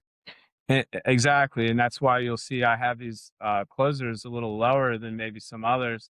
But yeah, Emmanuel Clase was clearly involved with the wrong folks and was throwing games. He was dirting balls. It was clear that he was in cahoots with some sharks, and it bled over onto the baseball field. And Cade Smith was a benefactor of Clase's mistake because he was plugged right in to the closer role, where last year he threw 73 innings last year. I believe it was when did Clase get suspended? Was it around the Oh, midway point?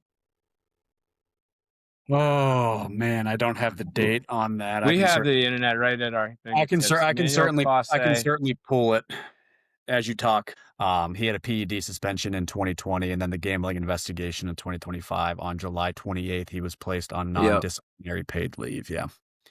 So Smith comes in July, and he didn't skip a beat as far as being effective. He was able to rack up 16 saves.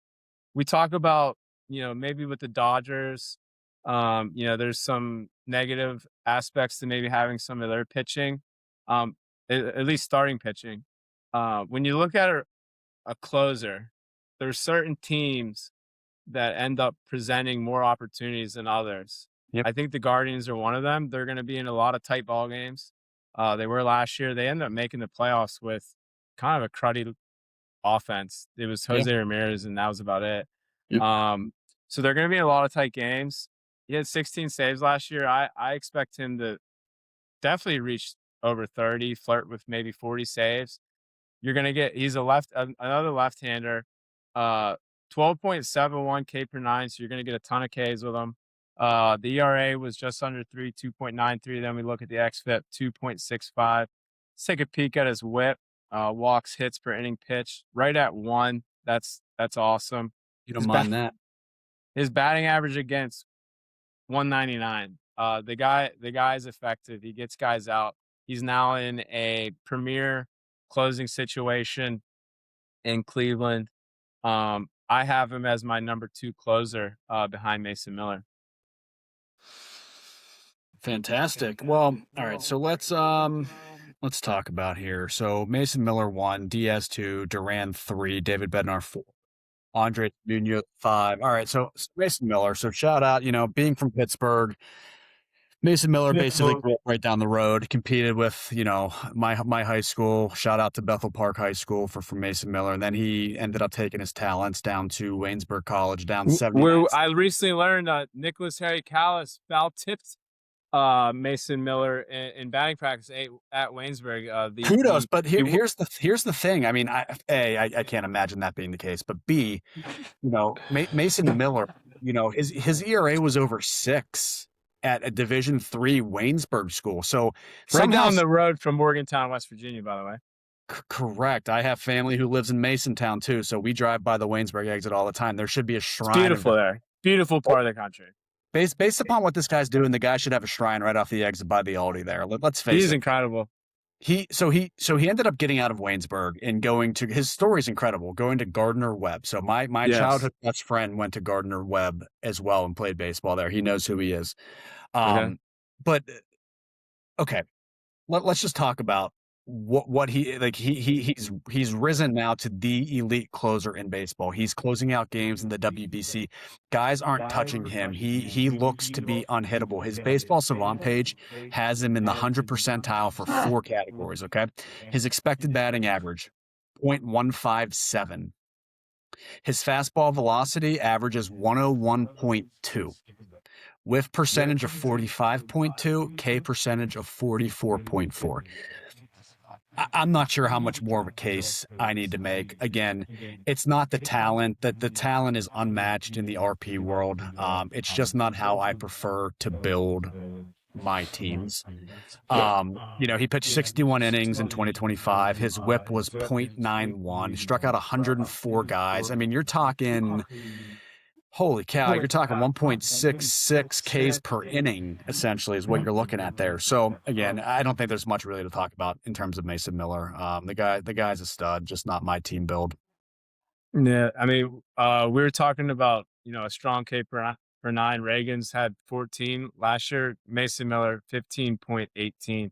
The xFIP checks out 2.27. The guy's got it going on. It's wild, and sometimes you think about it, and these guys are where they're at for a reason. They're a relief pitcher for a reason. This guy couldn't be stretched out over long periods of time. Your arm's going to fall off if you're throwing 101.2 miles per hour, 52% of your pitches.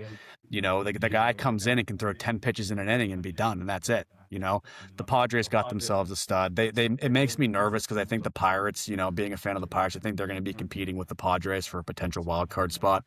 And when you have a guy like that on the back end of your bullpen, my goodness, if you get to the 9th up, you're definitely winning that game. Talk about shortening the game. All right, Michael, our last slide here. Overall, it is the final 5 relief pitchers that we have ranked. Why don't you take us through your 5 and highlight one of your choice? Sure. Cade Smith, number 6, Josh Hader, number 7. I know he's dealing with a bit of an injury right now, but we know what he looks like when he's healthy. Aroldis Chapman at 8, Devin Williams at number 9, and then Raisel Iglesias at number 10. So my pick here is the guy who's smack dab in the middle. It is Aroldis Chapman. So had the pleasure of watching this guy. I mean, knew he was obviously a force. He was one of the most feared pitchers in baseball. Ended up coming over to the Pirates. Had the joy of watching him pitch in a Pirate jersey, and just based upon the economics of baseball, which are fundamentally broken, eventually had to get Aroldis Chapman out of a Pirate uniform. Now, this guy, he's 6'4", 235 pounds. He looks like he is chiseled out of marble stone. It is amazing. He's 38 years old. He is the ageless wonder. This guy pitched 61 innings. In 2025, he had 32 saves. His whip was even better than Mason Miller's at .70.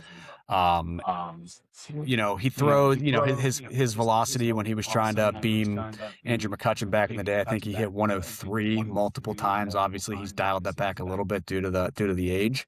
But he's still averaging 98.5% on his four-seam fastball. He throws it about 40% of the time, but he has an absolutely wicked sinker that we had the privilege of watching in person, Shawn.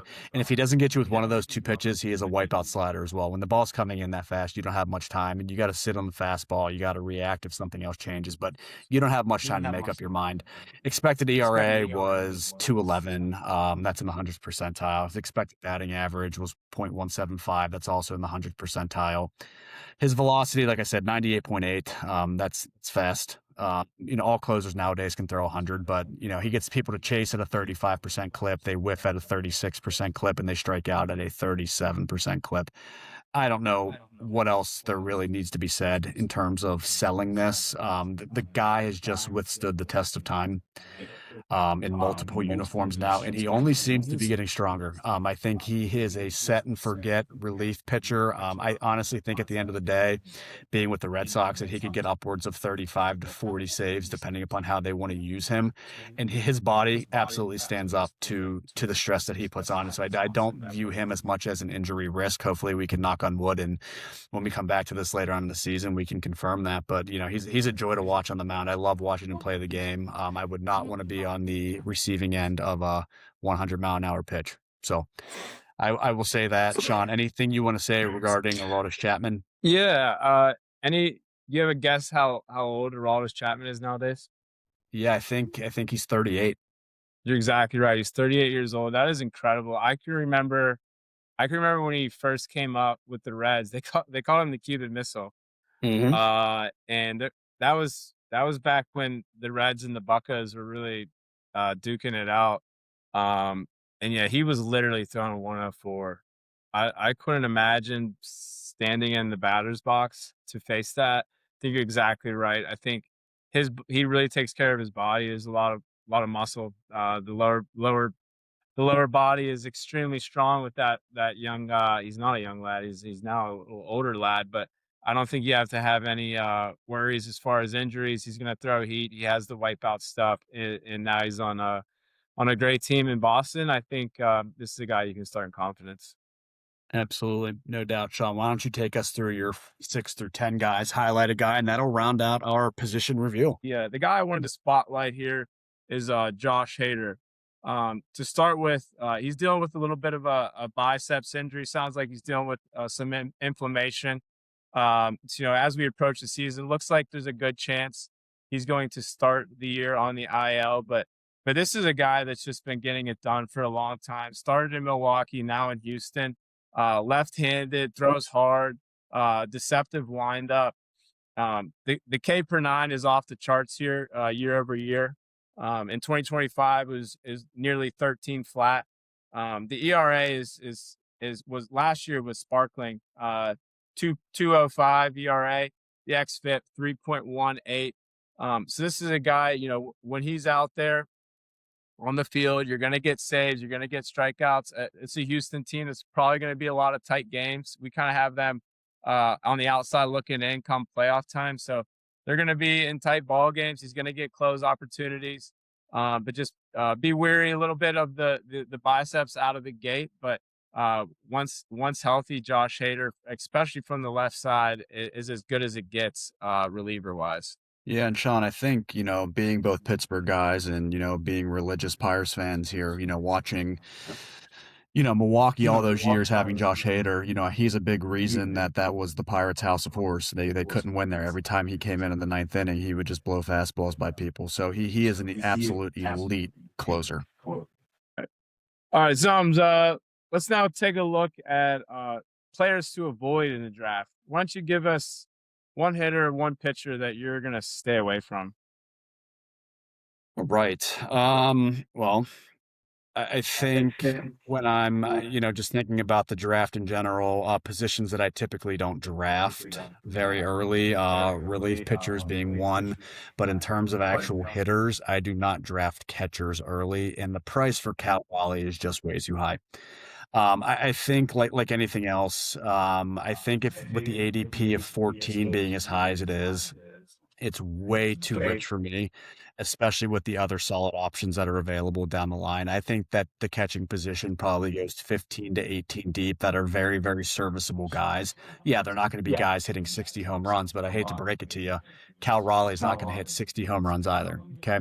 So, typically I know when we throw the word regression out there, regression inherently means going backwards, negative. But I think there can be a positive or a negative regression. I think that he is going to negatively regress back to his mean. So this year he went for 60 home runs, 110 runs, 125 RBIs. The highest before that was 34 home runs and 100 RBIs in 2024. So, I mean, 34 and 100 is probably closer to what you're getting in 2026. I think when you draft a guy this high, you're paying for performance that already occurred and not necessarily performance that will happen. So I think that this price is a little too juiced up for me.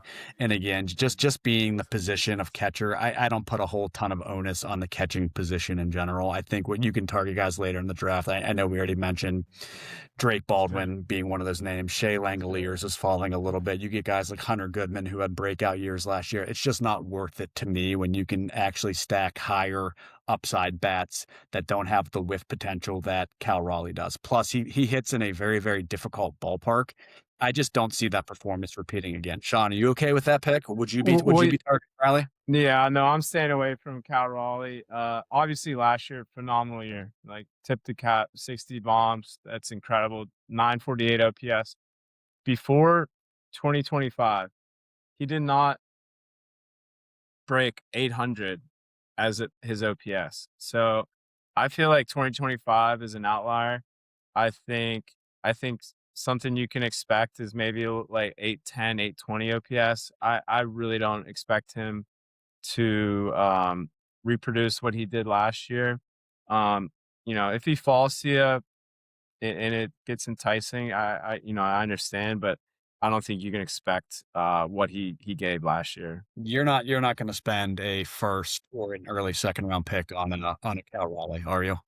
No, I'm Not gonna to let mention, someone else. what's the beef with him and Randy Rosarina? I mean, I saw that they were brushing it under the rug, but that didn't Well, look like too much of a joke to me on the surface, at least. I really think I do believe it's the catchers not wanting to touch their hands because of pine tar, and then it kind of blew up, and multiple people were kind of doing that with pitchers and catchers, and maybe Raleigh was just ticked off and wrong time, but I'm sure it'll be water under the bridge. They're Sean, do you grown do ups. you, do you put anything into the fact that they had Will Smith starting the WBC final and Kyle Raleigh on the bench?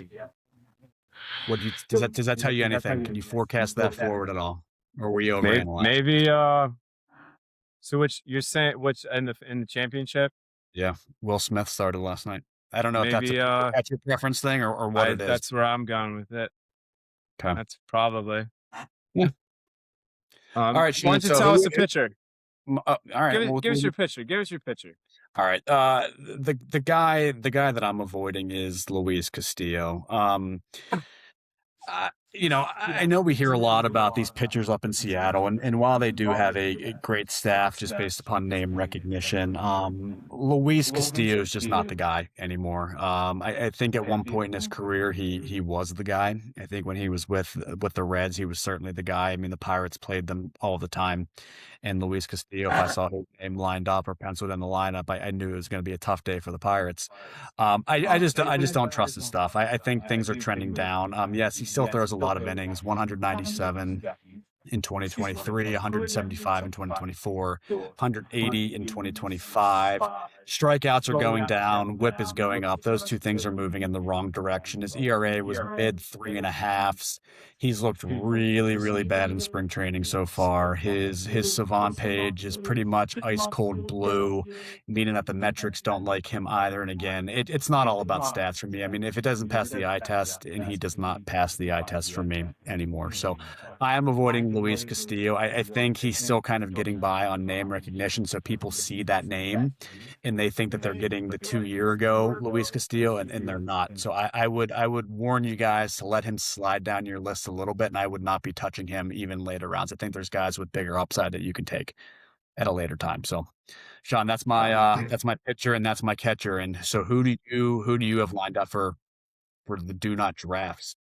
Who do you Yeah, not so like? I was thinking potentially James Wood, and I had a chance to snag him in the draft, was kind of but I just had such a bad taste in my mouth from that second half that I could not get myself to draft him. But that's not who I want to highlight. Here I want to highlight Manny Machado.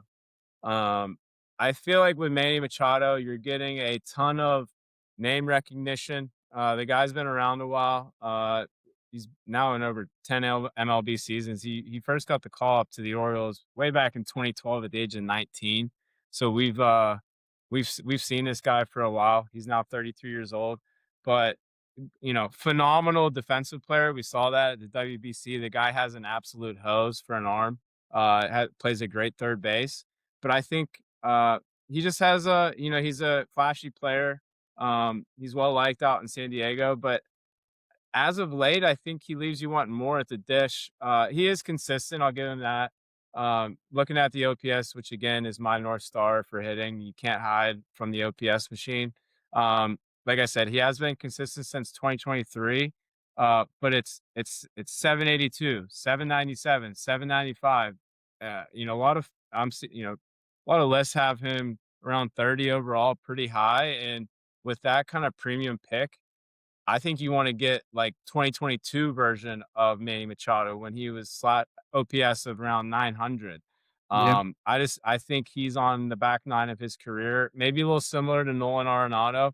The glove's still there, just, losing a little pop, but as I glance here, he's killing the ball in spring training, OPS Well, 1.274. but I think this is about opportunity cost, Shawn. So I think when I think about the third base position, I'm not willing to spend a top 30 pick on Manny Machado when I can be getting Max Muncy in the 160s and 170s. Now, I know people might say, Max Muncy, he stinks, he strikes out all the time, yada, yada, yada. Okay, well, it turns out that Max Muncy actually did have a medical condition last year where he was actually not able to see the ball. And I think you could probably ask Tommy Pham what that's like because we saw what happened in Pittsburgh once Tommy Pham got his eyes fixed. All right. So Max Muncy, when he came back, I don't have those exact numbers on me right now. Guy was mashing the ball the last 2 months of the season, just destroying the ball. And with the eyes being fixed, being in a great lineup, you can get guys like that. You can get guys like Addison Barger from Toronto late in the draft. You do not need to spend a pick on Manny Machado in the top 30. You just don't need to I do it. I agree, and that's why I, highlighted him. Now here for my pitcher, um the guy that I'm gonna avoid, and I have a feeling you'll be in unison here, and it's not because of performance. I think it's because of just the sheer amount of innings that this guy has racked up. I'm going with Kevin Gausman, the hurler in Toronto. I can remember when this guy got the call up. Another guy in Baltimore. This was back in 2013, a highly touted prospect. It, First round, fourth overall, out of LSU. So this guy has all the pedigree. But when you look at his innings, he's approaching 2,000 innings for his career. He's a guy that has dealt with, you know, injuries here and there, but man, he 193 innings last year, 181 the year before that, 185 the year before that. He has racked up injuries. Or sorry, he has racked up a massive amount of innings. I feel like the time is ticking. When he might get And bit by the bug. he's I mean, if you can't deal with the anxiety of a guy being up and down, Kevin Gausman is not your guy. He is somebody who you do not know going into a start if he's going to go 7 innings and strike out 10, or if he's going to go 1 1/3 and give up 9 runs. You just never know start to start. There's no track record that says he's going to be consistent game in and game out, which is not something that I can afford to do early on in a draft. Again, there are better options. There are options that have better upside than taking Kevin Gausman at current ADP. And I think what we're saying here, guys, to avoid, there is two different things to talk about here. Guys that we're absolutely not drafting at all, or guys that we're not drafting at cost? Are you saying you're not drafting Kevin Gossman at cost, or you're not drafting him at all? Or does I would everybody have s or does everybody I have a price in your eyes? no, see, I'm looking at his numbers right now, and the guy's had a solid career. Oftentimes his K per nine is north of 10. I just feel like with there's a handful of starters that I think about around the league that just are absolute inning eaters. And maybe I'm skeptical and maybe I shouldn't think like that, but I just feel like you're due for a setback when you're pounding the zone that often. So no, if he slides and the price is right and the guy stays on the field, he's solid. But as far as racking up the inning, like I keep seeing the 2020 year, which was COVID. But I don't know. I feel like he's a little risky at age 35. Well, Um, I think Sean, I mean, there's certainly. I'm not gonna die on the hill of Kevin Gausman here. I mean, he in a playoff match last year, I think he put up 41.4 for me, which I was not expecting. But for you. for me, yes, yeah, for me that was big. So I think that you've owned them and you're kind of in agreement here. There's a little bit of well, volatility and a little there risk. I think that there's okay, especially I mean, we have to think about it through the lens of a 20-team league too. There are values to innings eaters in 20-team leagues. You need guys like that as your third, maybe fourth starter in leagues like ours. Now, if you're talking a shallower league where you're only rostering or drafting 72 to 80 pitchers, there's probably still a spot for sure. There's definitely a spot for them, but it's later. No, I agree. You don't have to jump at him if he's there down the list. Maybe a little risk reward, but I think that's a guy that I don't think I've ever owned him. That's a guy I'm going to stay away from. All right. So moving on to the next segment of the pod here, we've already talked about position by position rankings. We've talked about players to avoid. I think next, just some decisions you might have to make on draft day. I think we're trying to group two players together, put them head to head, and make your case for the guy that you're going to defend. Who would you take? The positions are similar. The ADP is similar. What's your preference and who would you go? And the first one that we came up with here is Vlad Guerrero Jr. versus Kurtz. Sean, I'll let you take the stand first. Who are you defending? Mm, So Blagger versus Nick Kurtz. I am going to go with Nick Kurtz here. We kind of alluded to that earlier in the show. Um, I will never forget that night he hit 4 home runs down in Houston. I think he had 6 hits that game. He had a single and a double on top of the 4 home runs. He's left-handed, which I love. Anytime you get a little head start coming out of the box is nice. Um, I believe this sorry, not Oakland anymore, the soon to be Las Vegas Athletics now in Sacramento. I think that's going to be a potent lineup. Jumping Jack Flash's son Jacob Wilson there, who I have I think like 9 of his rookie cards. I'm rooting for him. Butler, Rooker, the other Max Muncy. They got some guys. Soderstrom? Yeah, Soderstrom. They got some guys out there. So he's gonna have an opportunity to drive in runs. He only played in 117 games last year. If you remember, he was a call up. Before the summer started, so, 117 games, not a bad sample size. Sure. Didn't hit 36 bombs, 86 ribeyes, 90 runs. The OPS was north of 1,000, which you love to see, and that's not like a fluke for him. If you take a look at his minor league track record, consistently north of 1,000 at the OPS. So I think that's something you can kind of root for, which is what really drew me to Nick Kurtz. Um, so a little bit of a problem with the strikeouts. Last year his K percentage was 31 percent, but he does draw a walk, 13% walk rate. So yeah, so he even with the high strikeouts, he was able to carry a pretty sturdy batting average, 290. Plays a good first base as far as defense. This is a guy that I think at the end of the year, he could be flirting with an MVP. I'm gonna go the opposite side of the coin here. I'm gonna go with Vlad. Some of my notes that I took just really just say better lineup. And while you started naming off some of those A's, I'm like maybe I can't convince myself that it's necessarily a better lineup. They do have George Springer. We don't know the version that we're going to get this year. Obviously, a career year last year. I'm No not sure. more Bo Bichette. And we're Robichette. They got Dalton Varsho. They got Addison Barger. They got Alejandro Kirk as well. So not necessarily beating down doors to score runs up there. But we're talking player versus player here. So the thing that really sticks out to me when I'm comparing side by side, it's when we're in a points league and we're getting dinged for strikeouts. I'm trying to avoid guys like Nick Kurtz. I'm trying to avoid guys like Ellie De La Cruz. The whiff percentage, he's in the 1% of the league. Nick Kurtz being 1% of the league, he whiffs 36% of the time. He strikes out 31% of the time. That one in every three at bats is a lot of swing and miss. You can't argue the OPS of 1,000. I don't think the ballpark factor has anything to do with it either. I think the power is real, legitimate. I just look to Vlad Guerrero as, if I'm taking a risk that early, I want it to be with Vlad. His expected batting average is 300 for a guy of that size, 300. OPS of 850 last year, so well above average in terms of hitting. Expected slug over 506, barrel rate at 12.2. The guy strikes out at a 13.7% clip and walks at a 12% clip. Give me Vlad Guerrero every day of the week. I don't think there's much to really think about here. I don't think the upside on Nick Kurtz is deniable. I think that it's certainly there. I look for a bit of a sophomore slump here. And again, I think you're paying the price for Nick Kurtz for what he did last year and not what he might be coming up. A year two player with pitchers finding holes and swings, having a whole offseason to prepare. I just think it's going to look a little bit different than an established guy like Vlad at this point in time. Vlad's 27. Kurtz is 23. I don't know how much stock I put into that, but those are kind of my reasons as to why I would go Vlad over Kurtz here. Yeah, and you made me think of one final point.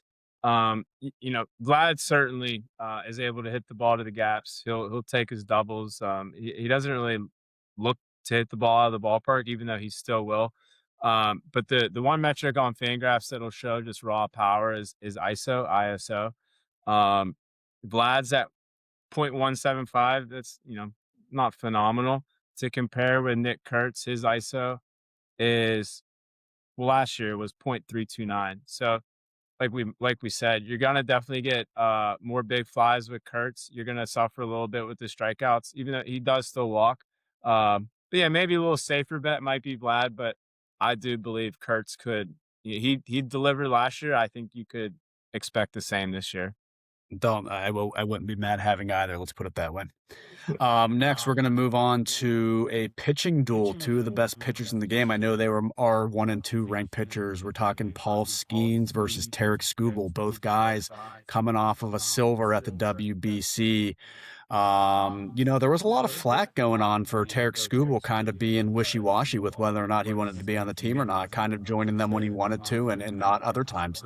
Shawn, who are you taking between Skubal and Skeens for the 2026 season? Well, if you remember back to our starting pitcher preview graphic, you'll remember that we both had Tarek Skubal 1. Now, I'm not going to change that, but just for sake of it, let's take a look at Paul Skeens here. So, the guy can't do anything wrong. Ever since he's got to Baton Rouge, seems like the guy has just struck gold.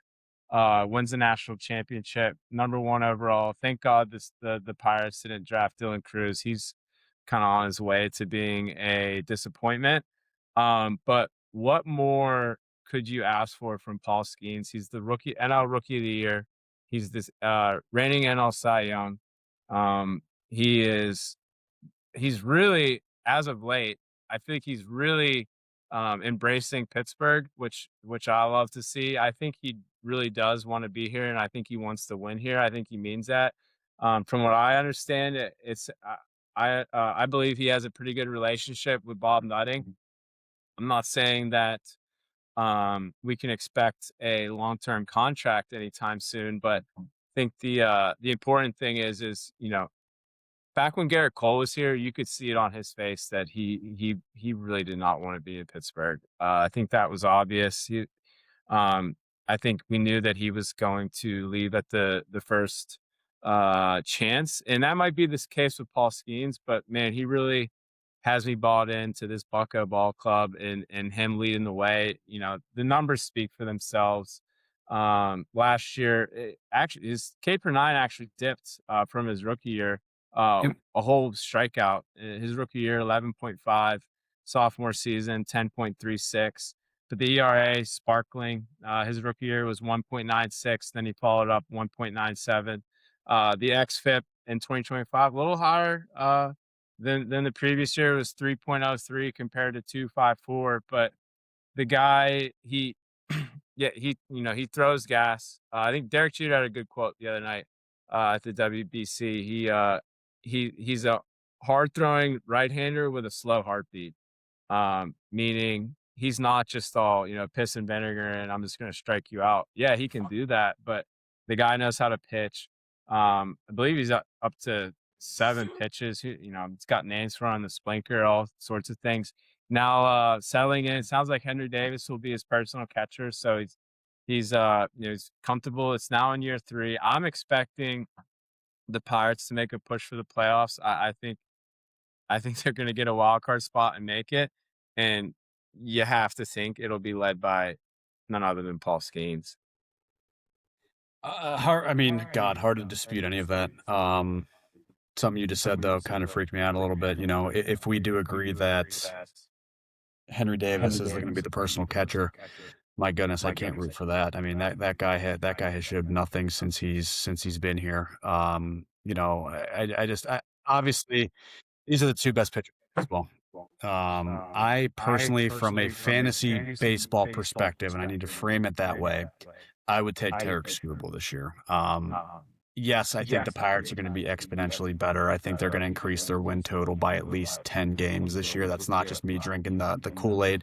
I think them bringing in Brandon Lau, Marcell Ozuna, the big bopper there, and Ryan O'Hearn, the potential call-up of Connor Griffin, the #1 prospect in baseball. I think that there's a ton of potential in this lineup. I think it's really easy to get negative and sour towards the Pirates. I think, they know that there's probably a lockout coming next year, so they're trying to spend. And, comparative to other teams, they're really not still, but they are making an effort to win games. I want Skeens to be on the front lines of that. I think he deserves that. I think that like you said, his dazzling ERA, just the way he conducts his business, the way he goes about things in a professional manner.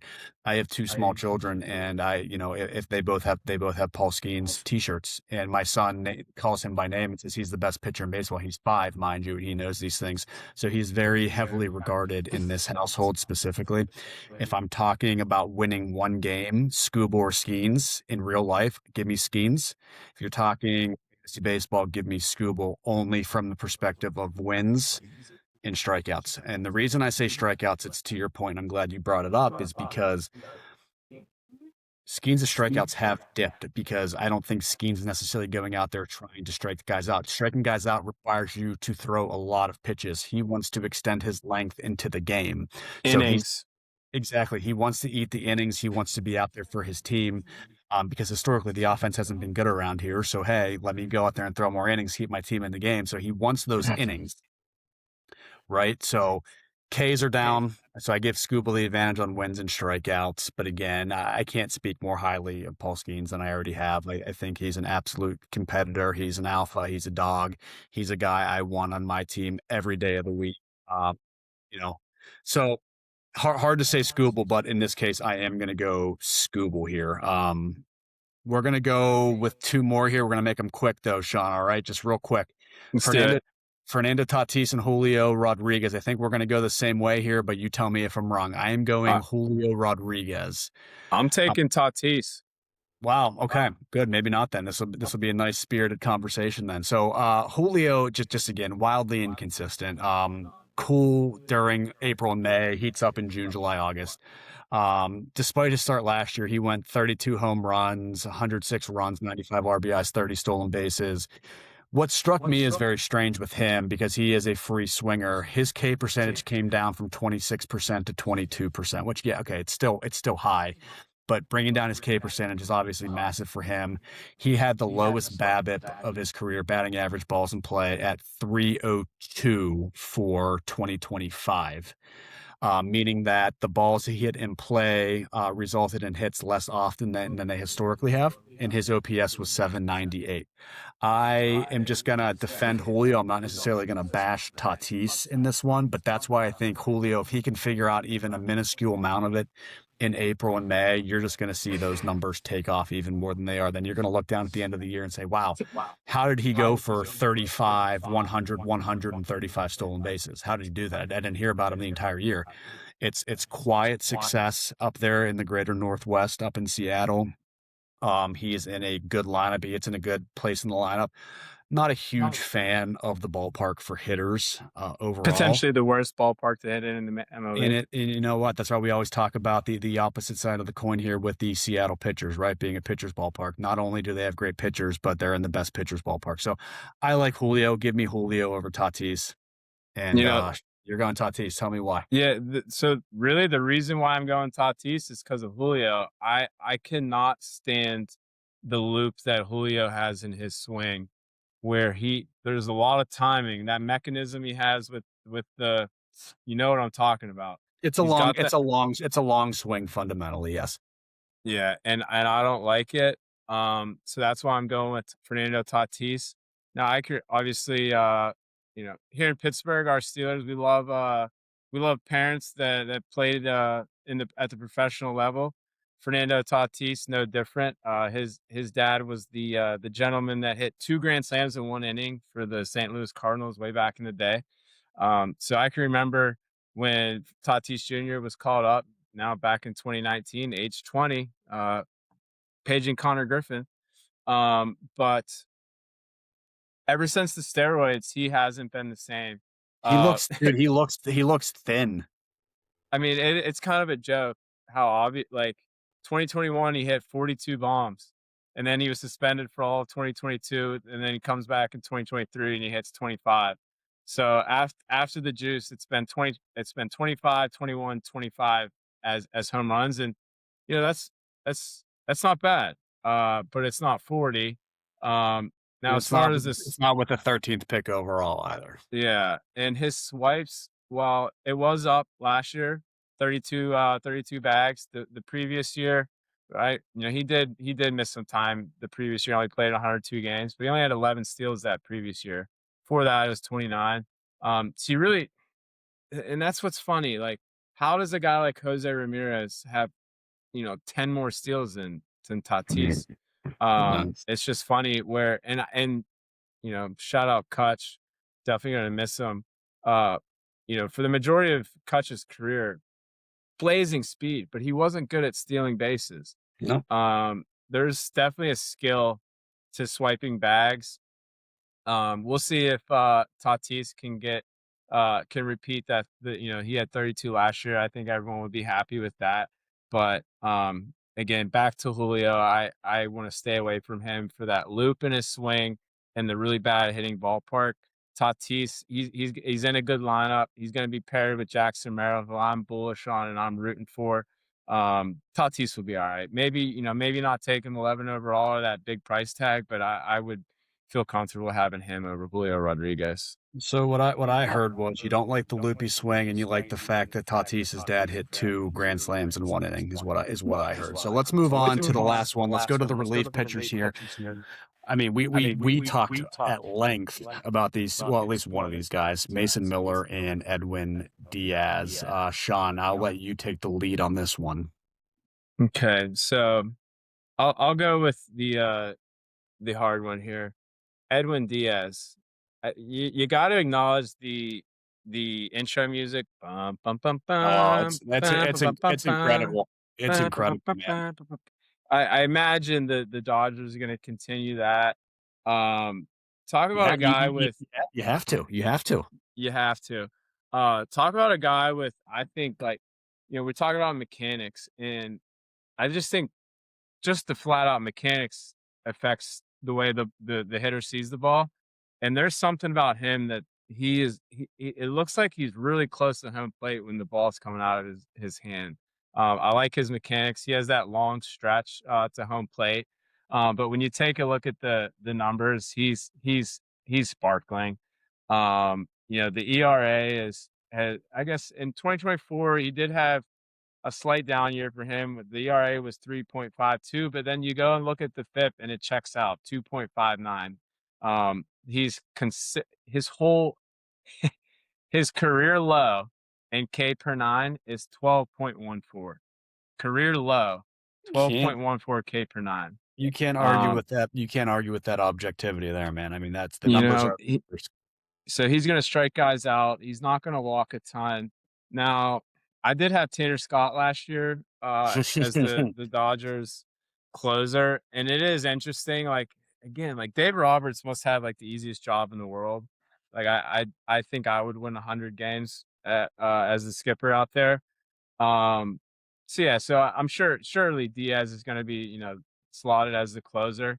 But yeah, I mean, they're going to blow teams out and, he might not be needed as often as, my man Kate Smith in Cleveland. Yep. However, uh, this guy is nothing to ignore. If you have him as your closer, I think you have the second best closer in baseball. Um, and yeah, he's phenomenal, and I think two guys out in the NL West.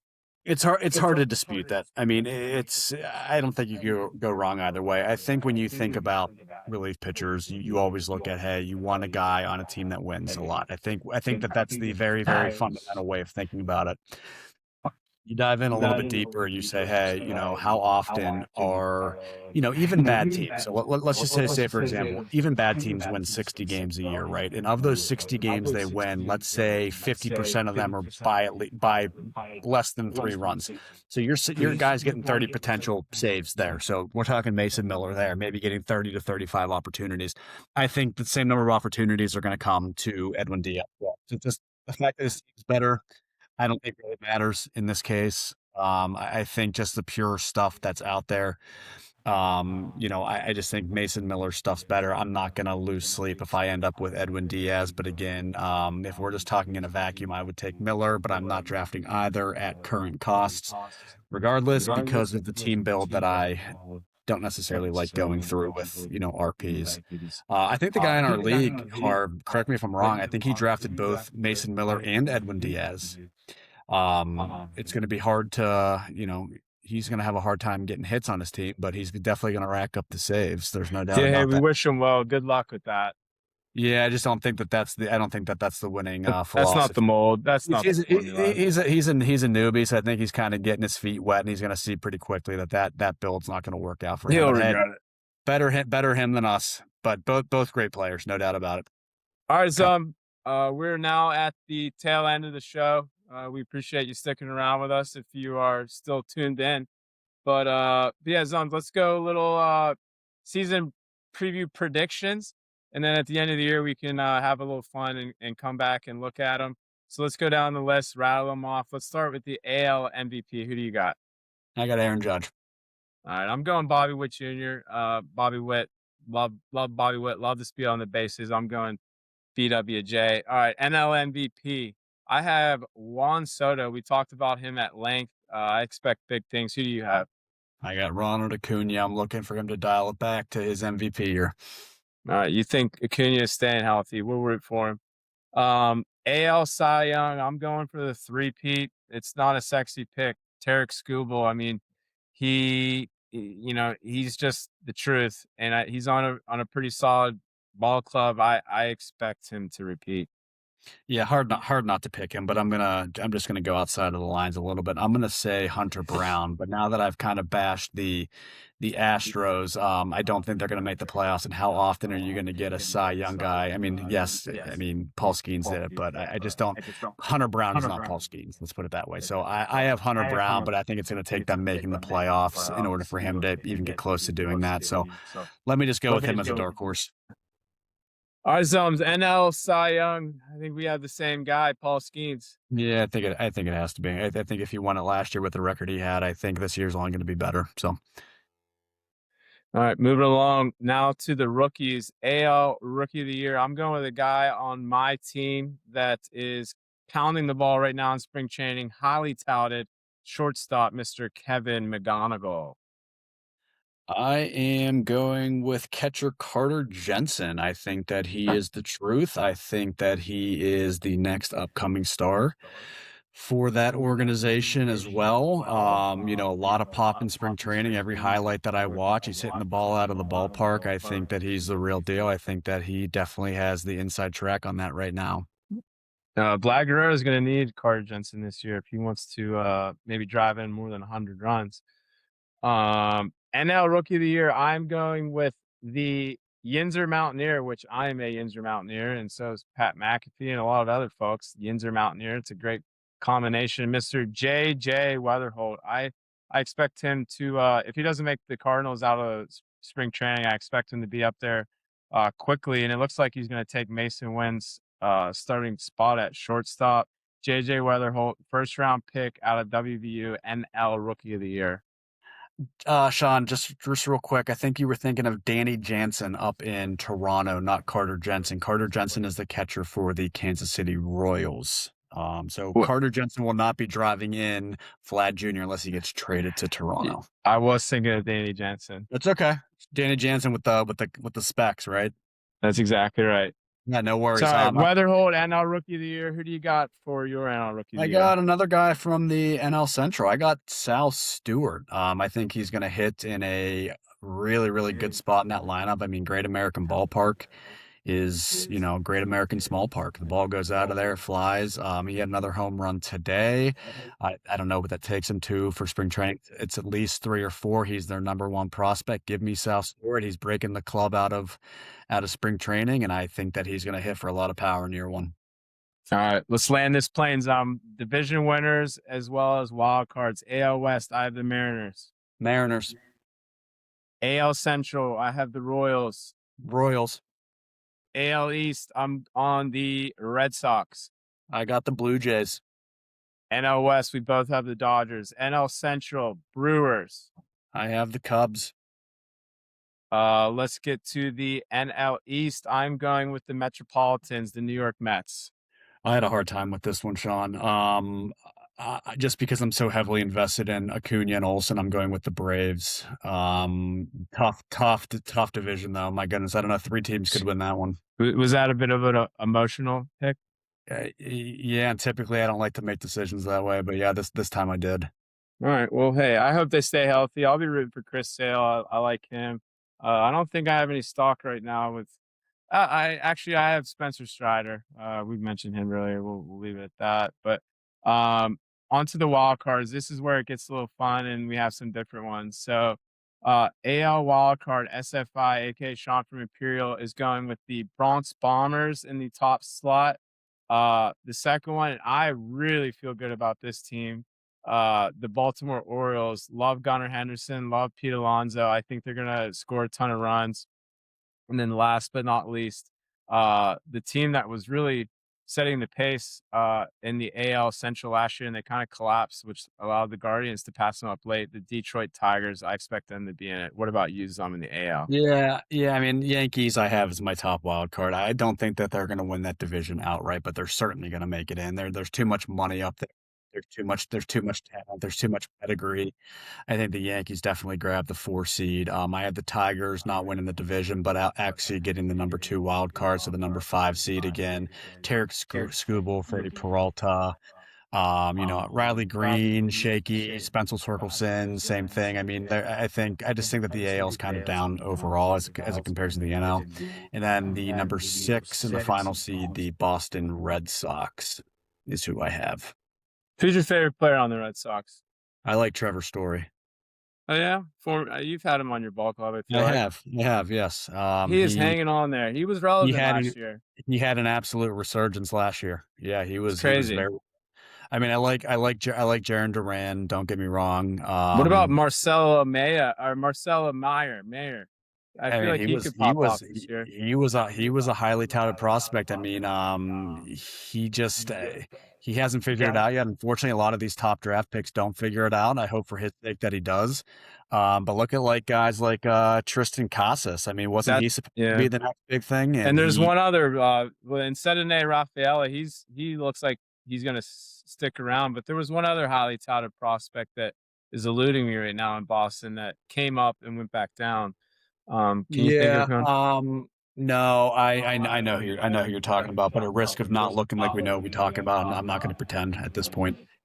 Yeah, we'll find it later. Yep. All right. Last but not least, the NL wild cards. SFI going with the Philadelphia Phillies, led by my ace and anchor, Christopher Sanchez. I'll take Zum's Atlanta Braves. I do think Acuna gets it done this year, and if Olsen stays healthy, he could hit 50 bombs. I feel like he's done it. I think he did it in Oakland. And He then had 50, he had 54 in 2023. there you go. And then last but not least, this is not a homer pick at all. I'm going with the Pittsburgh Pirates. I Yeah, think yeah. I think that this offense is major league legitimate as far as the names. Ahern, wow, Azuna, Reynolds. I actually we've talked about this. I think Cruz gets it done this year. I think he comes in with a new focus and the pitching is going to hold up. I think the Buccos carve out a spot in the wild card. Listen, man, fingers crossed because 2013 through 2015 was absolutely electric for the city. Um, I have the Mets as the number one wild card. I have the Brewers second and the Pirates third. I just think, so that means I have the Phillies not making it. I have a hard time saying that the Phillies aren't going to make it, just because perennially they're always right there. Um, but I think with the Mets, I think that lineup, you're just going to get a lot of production out of that lineup, and you're bringing over Freddie Peralta. I've already kind of talked about him. The Brewers, so I think the Pirates are going to finish third in the NL Central, but I think they're going to get three teams in this year. The Brewers, I'm a little weary about the Brewer staff. I don't know that I trust Brandon Woodruff coming back yet. I mean, he definitely was really, really good a few years ago. I'm just not sure what he's going to look like. He looked decent last year. I think the big hoss, Jake Mazeroski, is gonna, if he can figure it out. I think that they have some decent arms on the back end. I don't think they can compete with the Pirates in terms of pitching them. I mean, and again, the Pirates. Again, it's hard to sit here and people not to call us homers, but I truly believe the same thing as you, Shawn. I think you're gonna have Cruz, you're gonna have Lau, you're gonna have Reynolds, O'Hearn, you're gonna have Ozuna, and then eventually Connor Griffin's gonna come up as well. We don't know when that's gonna happen. Hopefully sooner rather than later. Pay that guy the money, get him here for 7, 8 years at a time. And then their pitching staff. It's you got Skeens, Keller, Ashcraft, Bubba Chandler. Hopefully he can keep the walks down. And then they have decent relief pitching. Middle relief, looks good. They have Dennis Santana closing out on the back end. I think that it's going to be an electric summer in Pittsburgh, Pennsylvania. So meet me at the Rotunda. No, I'll be there. And I know our viewers are waiting for this. It was Christian Campbell was that Boston Red Sox prospect, came up, went back down. Only 23 years old. We'll see, maybe bounce back. Hey, we But wish we Zums, wish him, we wish him all the best. we literally wish him nothing but the best. But Zums, Always in good faith. I feel like we just did, 3 hours with Joe Rogan. It did fly by. I had a blast doing with you. Any thoughts, parting thoughts for our viewers? Yeah, listen, I know that this is episode one for us. That this is something new that we're trying out. It's something that we enjoy doing. It's something that we're doing on the side right now, but eventually, yes, we do want to grow this. So we do appreciate you sticking it out with us. We appreciate you listening. It's going to take people listening and people sharing in order to potentially get this, off the ground. Shawn and I will continue to put out content. We hope that we can bring some joy to your day. We hope that we can provide different perspective that maybe you don't hear when you're listening to other fantasy baseball podcasts. I had a really good time as well. I think it was fun. I think when you're doing things that you enjoy and you're doing it with people that you get along with, I think that it can certainly make the time go by faster. It doesn't feel like work to us. We're here at your disposal. We're looking for outreach. We're looking for people to make connections with. We're looking for people to possibly come on and talk to us. We're very easy to get along with. We have an abundance of knowledge. We're just trying to iron out the kinks on our side as well at the same time. So stick it out with us. Bear with us. I promise you that it'll get better. We're going to work out these kinks. Stay tuned. Like I said at the beginning of the show, we have some things in the works that I'm not sure many other grassroots efforts type podcasts can say that they have. There are big things coming. There are big things brewing. We're continuing to work behind the scenes to make sure that we can make this as beneficial as possible to you, the listener or the viewer. And yeah, we really appreciate your time genuinely. That's heartfelt from us in good faith always. And we hope to see you back soon. No, well said, Zum. I concur. I think we talked about it, me and you, and worst case scenario, we have a blast doing this and we get better at fantasy baseball and that's it. Best case scenario, take it to the Yeah, moon. But sky's the limit, Sean. I sky's the think the limit. sky's the limit. It's not going to be for lack of effort. I think our viewers will be able to acknowledge that after this episode. So, like some said, expect bigger and better things in the future. And we thank you for tuning in to Good Faith and Fastballs. And as always, God bless the troops. God bless the troops.